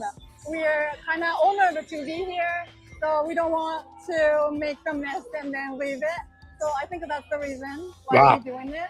Wow. What an amazing culture. What an amazing class of people. The Japanese are an amazing class of people. They're kind, they're decent, they're respectful. And the blacks would never think of this, Brett. No, that's why they're thrown out of the country, because they act up like that and do that shit. You know, if only we can just get rid of some of this stuff. Hey, if you all want to move to Africa, take all your fucking sports ball with you because we're sick of it. I want a culture like that. We need to import more people like that from South Africa. From what? Japan. Maybe the Scots want to come over. Wait till you show these videos. You will understand the appreciation and love that the Europeans have us, that our culture, okay, that we live in and reside, the 13 to 14% of that garbage class of humans that we have to deal with on a daily basis. Not to mention the other 20%, 25% who are completely batshit crazy, have lost themselves because they are TDS or mentally in decline. Yeah, that's the other problem we face. Let's watch some of these videos. And this is a good point. This is a good orchestration of understanding what I'm talking about. This gentleman says it right here. He says, this was the spot on best sport post of the day. We have been separated by so much propaganda. Once you see through it, it's your life is forever changed. Europe is a beautiful continent. The United States is a beautiful country, and we don't want our politicians running it. Listen to what he says here. Hey guys, so I probably found the greatest post of the day because it is so true. So the dad says, what the World Cup has shown us so far, propaganda has worked immensely. Americans are taught that our country is nothing special. Europeans are taught that America is a horrible country. Europeans visiting are reminding us that none of this is true. So I'm sure you guys have seen social media around the World Cup, the Scots, the Irish, people, the Japanese that have come into this country, and they're just blown away by what America has to offer. And, you know, prior to all of this, I'm a United States Army veteran, and I've traveled throughout Europe, Italy, France, Paris, you know, Constanza, Romania, Germany, Austria, and each country over there also has its unique attributes. And Europe, but prior to third world migrants being just the politicians just letting them invade, was absolute. Just, I want to go back. I love Germany, one of my favorite countries on the planet. But ultimately, the United States is my home. And what everyone around the world is discovering, everyone has uniqueness to their own country, and they want to protect that. So these politicians that have divided us for so long is no longer relevant.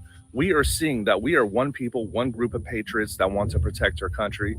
And, you know, the people in Ireland and that are in Belfast that are trying to get these migrants out of their country, I do not blame them. The United Kingdom, I do not blame them, because it just, I don't know. It's just one of those things where, like, you love your country so much, you don't want someone coming in to ruin it. And that's what's happening. And it's by design. So keep up the good fight, everyone. Right. Just like the 1965 Civil Rights Act. It was by design, and we're paying the price for it. Would USA donate 809 gold pills? Need more gold pill love? Support the boy stream? Yes. Please like and share. Drop us a gold pill. Comments, questions, concerns. Help out the channel. Everything goes to this to support the platform. You can help us out with Rumble Rants over here as well, or you can donate buymeacoffee.com/wearerise. Let's continue on. I got a couple more things. I saw a lot of people saying it. Yeah. I mean, look. I say we bring all these people from our own. Yeah, exactly. Yeah. I'm embarrassed for the percentage of the population of this country. I'm embarrassed too. I'm embarrassed because we have to deal with it. We live with it on a daily basis. They come over here, you know what? And I'm glad that the agitprop is basically dissipating, because now they're shocked. Wait till I show you some more of these videos. I mean, some of this stuff is just blows your mind. Imagine if America was just white, man. Yeah, well, yeah. Exactly. I'm just saying, Brett. I know you're just saying. Let's continue on. Here we are. So there's some of this stuff. Here's some Scots here. I got more. Oh, the Scottish dancers, the Scots. Man, they took over Boston. Fenway Park. It was glorious. Yes, it was. It's fantastic to see. It's fantastic to see on how they all were. I mean, look, they're all over the place. And let me show you this. Let me see this. Oh, wait. Let me get to the batshit crazy stuff. Let me separate that. Okay. We'll get to that in a second. But I want to show you all the positive stuff first. No. Oh, man, there's so much bad stuff. But, yeah, let me show you this.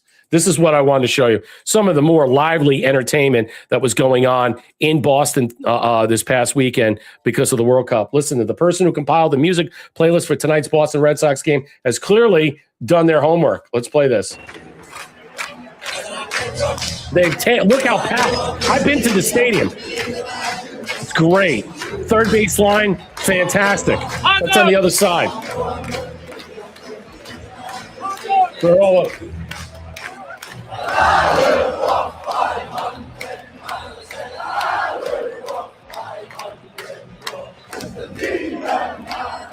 You notice anything? I'll let you guess.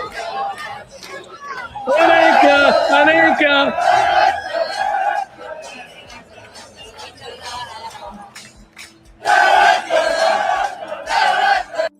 Man, they welcomed in with open arms. I have to tell you, and there's more great beauty of what I saw about this event. And that song was from the 80s, wasn't it? No, it's from the 90s. 90s, yeah, I remember that song. I walked 500 miles. Yeah, it's 95, I think it was. I've never been a soccer guy. This is, what's his name, from Barstool Sports. He comes out and says, but these different countries coming over, have a vacation, and enjoy the country. It's special, a very cool thing, and it's hard not to get wrapped up in it. I'm not a soccer guy. Yeah, I'm not a soccer guy at all. Yeah, the Proclaimers, Trump won, good one. I'm not a soccer guy, but the reaction to all these people coming over here, I think is absolutely glorious.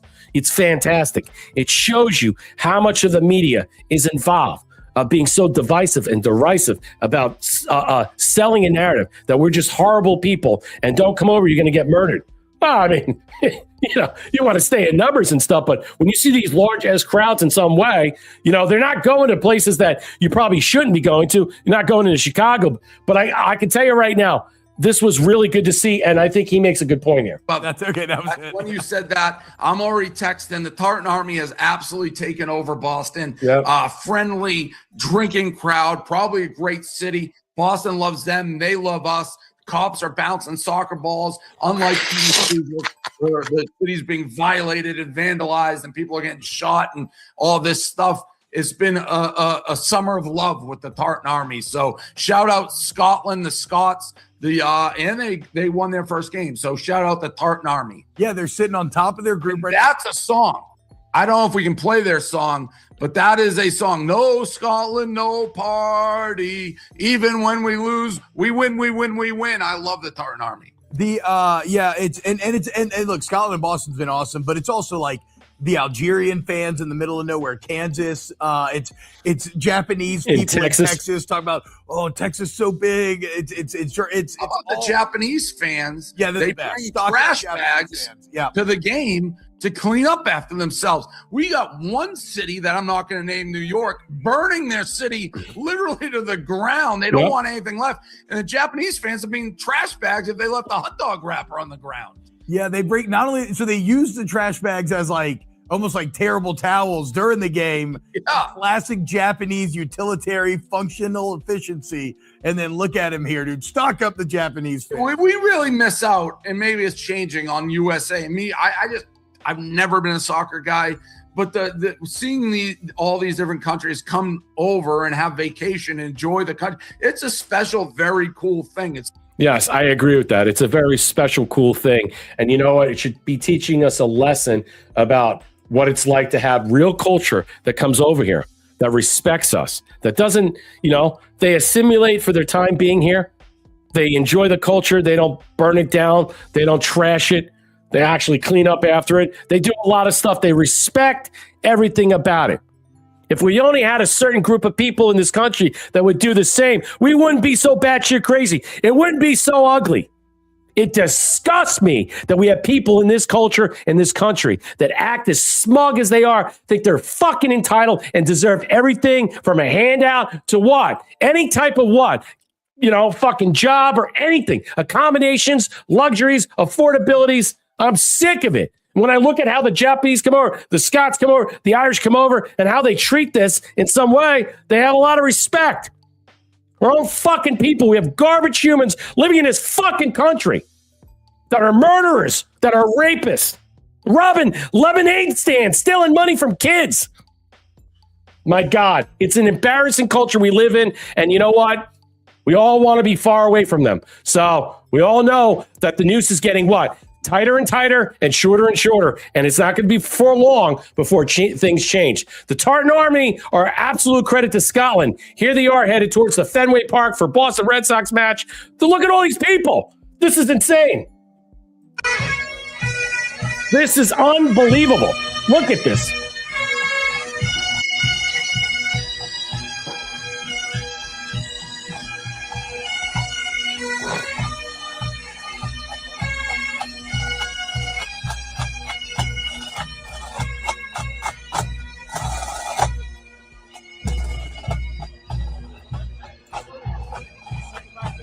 Wow.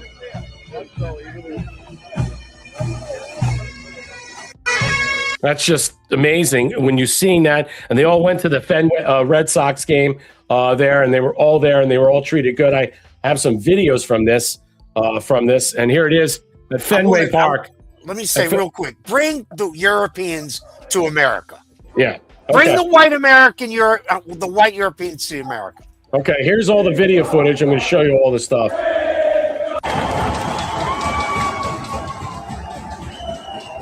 There's all these videos inside of Fenway Park.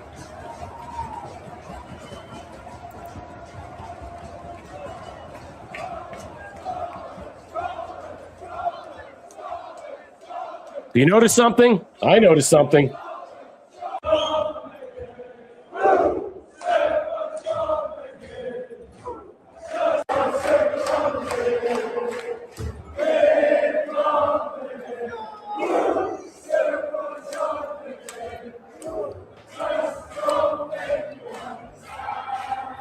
Wow. Well, it's just, it's fantastic that that you see that on, and the respect. I got more. Let me continue on. Just the glorious. No fighting. There's no fighting whatsoever. No. None. None fighting at all. All right, let's hear a couple of things people talk about. They don't know what a Costco is. They know what a Walmart is, but they don't know what a Costco is. Let's listen to this. Than Walmart. I'm way too European for this. I'm not able to understand. This is funny. Huge. Why is it so big? Listen to the music in the Come with background. me to Costco. Guys, this is my first video in English because my boyfriend wanted me to do it. So let's go to Costco in English. First thing first, I put my sweater on because it's so cold here. So this is crazy because in France we don't have that. It's like a Carrefour. Carrefour. It's like un Leclerc, but you have like multimedia, fridge, you can buy pool, surfboard if you want. Now let's go to the food section. Oh my god, this is crazy. Let's throw a party tonight. I found some chimay. It's like $10 for the big bottle. I think it's okay. It's crazy. Belgium is in United States. She's doing a great cake. This is the boulangerie in United States. It's not the same as France, but we have to adapt it. And even the cake, I don't know. For me, I cannot eat that. I prefer like forêt noire or a mocha. You can buy sausage or matrice. Okay, so you have also a degustation. Let's try the cracker with chipotle sauce. I don't know what It's so great. Sorry, I don't know guys. about It's you. too I find American it for me. hilarious. I love it. Too much sauce. I can't get enough of these things. Look at the size of this. It looks like balloon. It's like the size of my head. This is a mango limonade. Cheers. For breakfast. Seed. American. Buy sugar at supermarket. 12 kilo of pure sugar. For all these groceries, we pay $262. I can't believe it. Are you joking me? I didn't know that Costco had your beans. Honey, this is insane. Okay, you don't have to go overboard. We know they have it. What if they sell out? Oh, dude, I'm so happy for you. You get to cuddle Bella, I get to cuddle my beans. I'm so happy. I can have beans on toast every day. Oh, gosh. Sam, our entire cart is going to be beans. Okay, we live 20 minutes from here. Yeah, but what if they run out? They're not going to, I promise you, they're not running out. I'll come to your Costco. First thing you see is a fucking 1,000-inch deli. Listen to this. I'll have one of them jacuzzis, 9 grams. How many water jets has it got? Is it 64 water jets? 43 jets. Only 43 jets. Want Christmas tree? No, I get a Bugatti scooter. No one's got a small trolley. Everyone's only got a big trolley. So that shows intent to me. I like that better. Who needs a spoon that big? Look at the size of that. Look at the state of this. Pumpkin pie, 3.63 pounds. Look at the size of that. That is one of the best products in America that you can't get in England. Yeah. State of cakes. Look at the size of it. How big do you need it like? One of the best tequilas out there. That's 1.75 litre. Good shot there.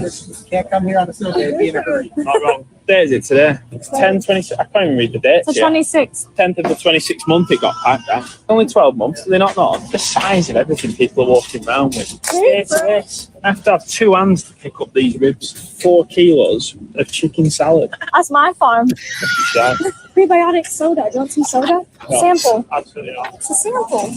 Why do people here in vacation to Europe when they just It's go like to ginger ale. Costco? Would you I like know, some? because they don't No. have this I in told Europe. you not. They don't How many have times have I places said like it? this. They're good at labeling everything, aren't they? Yeah. They make it sound like it's going to be the best thing you've ever put in your gob. Then you have it and feel like shit all day after. This is where you buy everything in bulk. I've noticed that. Size of that will fit in. Well, I'll put some more of this. They name stuff properly. There's another one I have. Maybe I got another video. Job. And I want you to try this. This is lemonade. It's not busy getting this hot dog. That is actually a good hot dog. Yeah. I'll give credit where it's due. See the hot dog at Costco. Give me a bite. It's good. I've had hot dogs. That must be the food in Great Britain must suck. I mean, This is class compared to that. Get in. that's great. Absolute I value. mean, honestly, they should make a commercial. I've been to restaurants. Dude, Costco, you know how they market and everything. They should do a commercial with all the Europeans coming in there and market it for like the holidays and everything else. They should. It's gold, so good. man. That shit's gold, man. I think it's fantastic. I mean, here's more of this. $1.50 hot dog. All right, dude, that you can't get it. I honestly love that one. There's another one that had it, but here's more of this stuff. How much did it cost you to go to America for the game? This is great. How much it cost, I don't care. The trouble I'm in with my wife now, this is the best experience of my entire life. It's like, fuck my wife. Wedding. Hey, tell me, lads. It's more than my wedding. How much did it cost you to get here? I don't want to talk about it. Depends if my wife's watching this or not. She's not. More than it should for a game of football. How much we talking for this trip? How much? $1,500 a day. Oh! I paid more money than my wife will ever know. Oh, I paid 20 times the money I paid for my first car for my ticket for the Haiti game. That's the truth. This means everything to me. My son behind me was in nappies the last time Scotland qualified. I don't care how much it cost. Yeah, because they won their first game, and this is the first time they qualified. And he said in a very long time, so if his son is like probably like 30 years or something like that. But that's just great. I got more of this. Did you There's see just the so much salute stuff. that the guy was doing behind me? I know. I saw that. I know. Yeah, I know you enjoy that. But here we are. So the beautiful game. So it doesn't. Scenes in Boston have been unbelievable as Scots and Americans unite, including a viral friendship formed after a shocking bagpipe wake-up call in a suburban Boston. Listen to this. This is another great To thing. world peace. Right now, scenes in Boston are unbelievable as Scottish soccer fans, also known as Tartan Army, have taken over with the most joyful celebration. The locals are embracing them, including one man who's woken up at 6:30 by bagpipes and now has made friends for life. Mike Morrison was fast asleep in suburban Boston early Friday morning when he heard an unfamiliar sound out his window. Morrison recorded this video of the unexpected bagpipe serenade that immediately went viral. A group of Scots had rented out the house across the street to watch Scotland play in the World Cup. Rather than getting irritated by the early wake-up call, Morrison befriended the overseas visitors. One of the guys motioned me over, and it was all hugs and slaps in the back. And I said, "You guys are famous." So the first thing out of one of their mouths was, "Can we get you a beer?" Little did I know I'd be falling in love overnight with Scotland. The welcome that we've all had has been unbelievable. That's just It's fantastic. like a dream for us all, I think, isn't it? That night, Mike and several neighbors joined the lads for some beers and conversation. The next morning, he sent off his new friends with some freshly grilled sausages. Then, thanks to the internet, Mike was gifted a ticket to Scotland versus Morocco next week, solidifying this lifelong bond with a once-in-a-lifetime experience. Elsewhere in Boston, local Ryan McGreary went viral for documenting the chaos. He called the Scottish the greatest people alive. I have never in my life seen Boston like this. The most fun I've ever had is this weekend with the Scots. Scottish soccer fan Craig Ferguson walked 3,500 miles from LA to Boston to see Scotland play and raise money for mental health awareness. How much? $1.3 million for the charity Scottish Action for Mental Health. He arrived in Boston to a hero's welcome to Scots and Americans alike. This right here is a message to Scotland and the world, how much people rally behind mental health. The days of kind of waking up at 5 a.m, leaving the RV in tears thinking, why have I set it that high, who do I think I am? And then to basically be handed a miracle at the end, it's just a dream come true. The Scotland national team is playing in their first World Cup in 28 years, so tens of thousands of fans have invaded Boston to watch history. Even local police officers couldn't help but join the party. Imagine if we all approached everything in life with the passion and joy of the Tartan Army.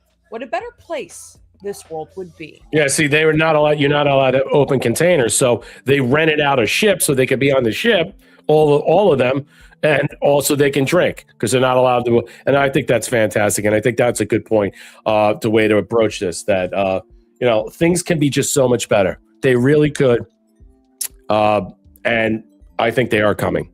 They are coming because, let's face it, it has to happen. Change has to happen. Yeah, Scotland's on my list. It's on my list. Ireland was on my list, but with the craziness going on there, I would probably be joining them. You know, I'm like, dude, I'm like, honestly, let's just go to North Belfast. Let me help participate burning it down. I don't want to do that. And I don't want to see that. And I'm saddened by what's going on in Ireland. I truly am. Let's continue on. I got more of this stuff because you see the difference in our cultures, Brett. I mean, yeah, I know. It's so I know. obvious. I know. So a British woman says she was born in the wrong country. Look at this one. She says there's nothing comes close to the USA. British girl, and I have been to around 27 different countries in my whole life. I've been to the Caribbean, I've been to St. Lucia, I've been to Barbados, I've been to Southeast Asia, Thailand, Bali, places in Europe. I've been all over the world basically, and nothing comes close to the USA. You can get every single landscape, every single climate, you can get everything in the US.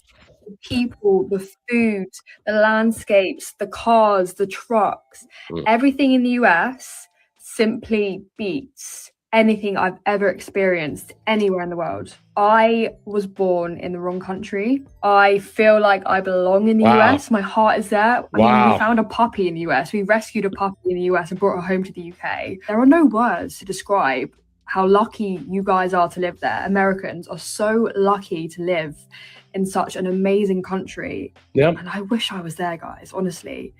I only wish there were more people that felt the way she did. Things got to change. They're coming.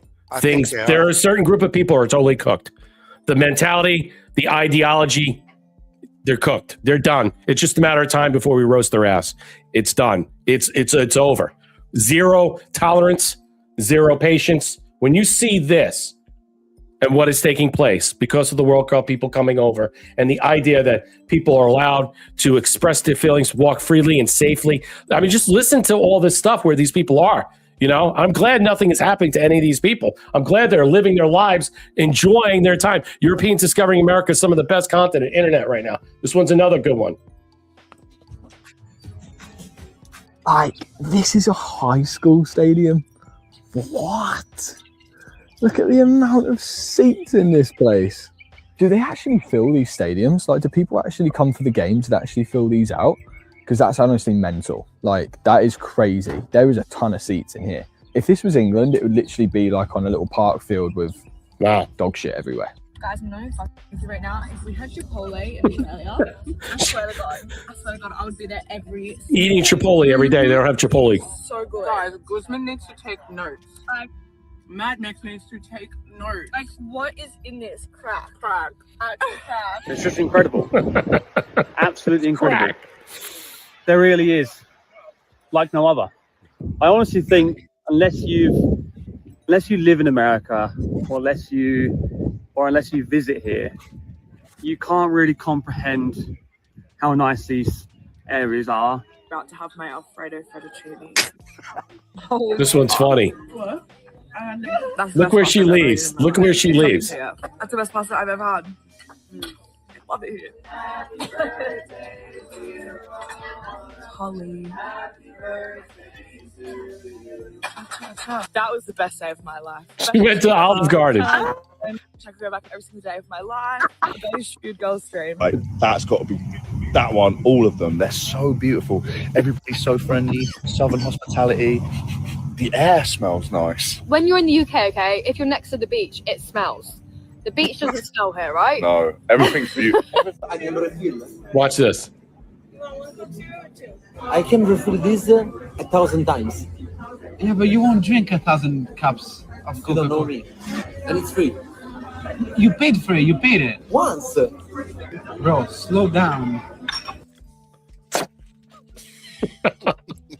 He doesn't know about free refills. That's just amazing. It's the best burger. Look at this. Honestly, it's so good.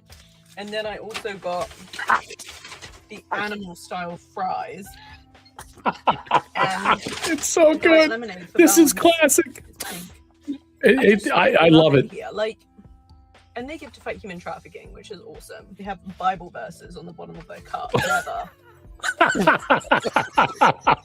Yeah, Do you get this? Do you see how cool that? It's so good. And then look at the sunset. I love America. There you go. I never leave. I cannot live without this food. I've been back home in the UK. I haven't felt like myself which sounds so crazy. I now live for that adventure, that crazy lifestyle, that meeting new people, seeing new people every day, and I just long for it. And in America, it is so amazing. Oh, seriously, Americans, what have you done to me? That's awesome. It's just fantastic to hear this. Yeah, Trump won. I'm becoming more worried to go in any crowd or gathering. Yep, me too. Especially in light of the looming chaos during July 4th. I avoid them too. I don't even go to the movies anymore for a lot of different reasons. I don't go to the movies. I haven't been to the movies in a decade. Just don't go. And, that's, and COVID basically sealed the deal for me on that. Let me show you, and we got to get out of here. Let me just show you the I craziness want to of. say we're heading to a different direction, Brett. You kind of mentioned that. Oh, yeah, absolutely. So this was part of the, again, the Never 250 rally, Hate America rally from the batshit lunatic fringe. I regret to inform you liberals are singing again. This is their anti-American rally. This is honestly, this is their rally.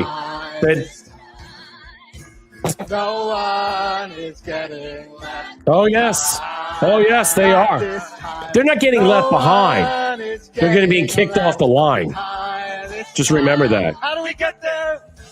Look how batshit crazy these people are.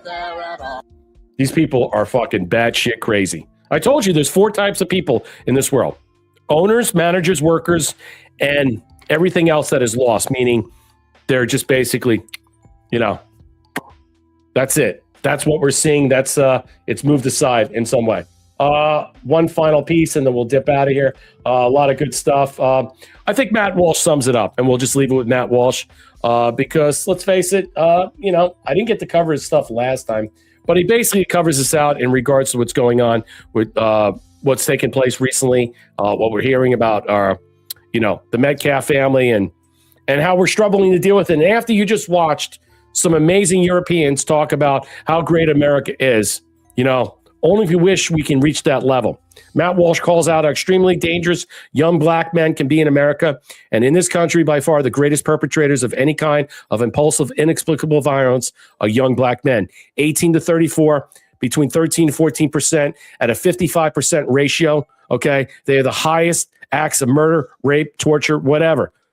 Criminals left and right, soulless, devoid of any, let's just say, empathy or sympathy. They lack the IQ, frontal cortex. They don't have the actual, let's just say, proper tools to grow up and to assimilate in the culture and to actually afford a viable construct that they can, let's just say, follow the law. So there's only one thing to do with them, or there's 2 things. You could figure it out. And we don't solve problems by ignoring it and pretending it's not true. No, we don't. Let's listen to what he has to say.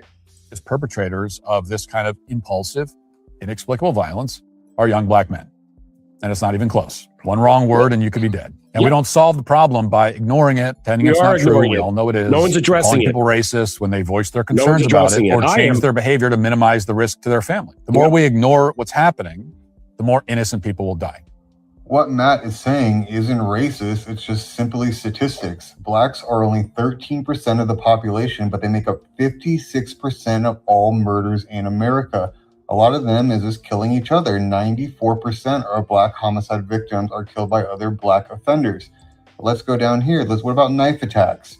Keep in mind, they're only 13% of the population, but they make up 55% of all knife attacks. That's a huge number. And how about non-fatal violent crime? Make up 36% of all non-fatal violent crime. In this country, by far, the greatest perpetrator. Well, that's our show for tonight. Thank you, Darla L, for the can. Where were you? You said something. Oh, yeah. Black fatigue, liberal, lunatic, fringe fatigue. Yeah, absolutely. I don't know what's going on. Why did the pills didn't drop? Are they dropping? I don't know what's going on. But no, I think the culture in general is changing. We've had enough. I think we've basically pushed this. I think you can't kick this to the curb anymore. You can't hide this. You can't hide from it. You can't run from it. I think people are basically over this. All right. And when you see how respectful certain groups of people come over from Europe, mostly that are white, then you can understand why that is and understand why we see this type of difference in culture, okay, and how they can simulate and how they can enjoy it and not want to destroy everything. It's just a beautiful thing. It's a beautiful sight to see that our culture is changing, that we're waking up, and the propaganda and the agitprop that comes over from the media that forces people to hate us, that is all changing. President Trump and MAGA, all that stuff is changing. And they come over and they're like, wow, this is fantastic. I'm having a great time and all this stuff. It's just wonderful, Marshall. It makes it pretty obvious what needs to happen. And it's probably heading in that direction. And that is the cultures have to be divided into certain. We talked about it the other night. Yeah.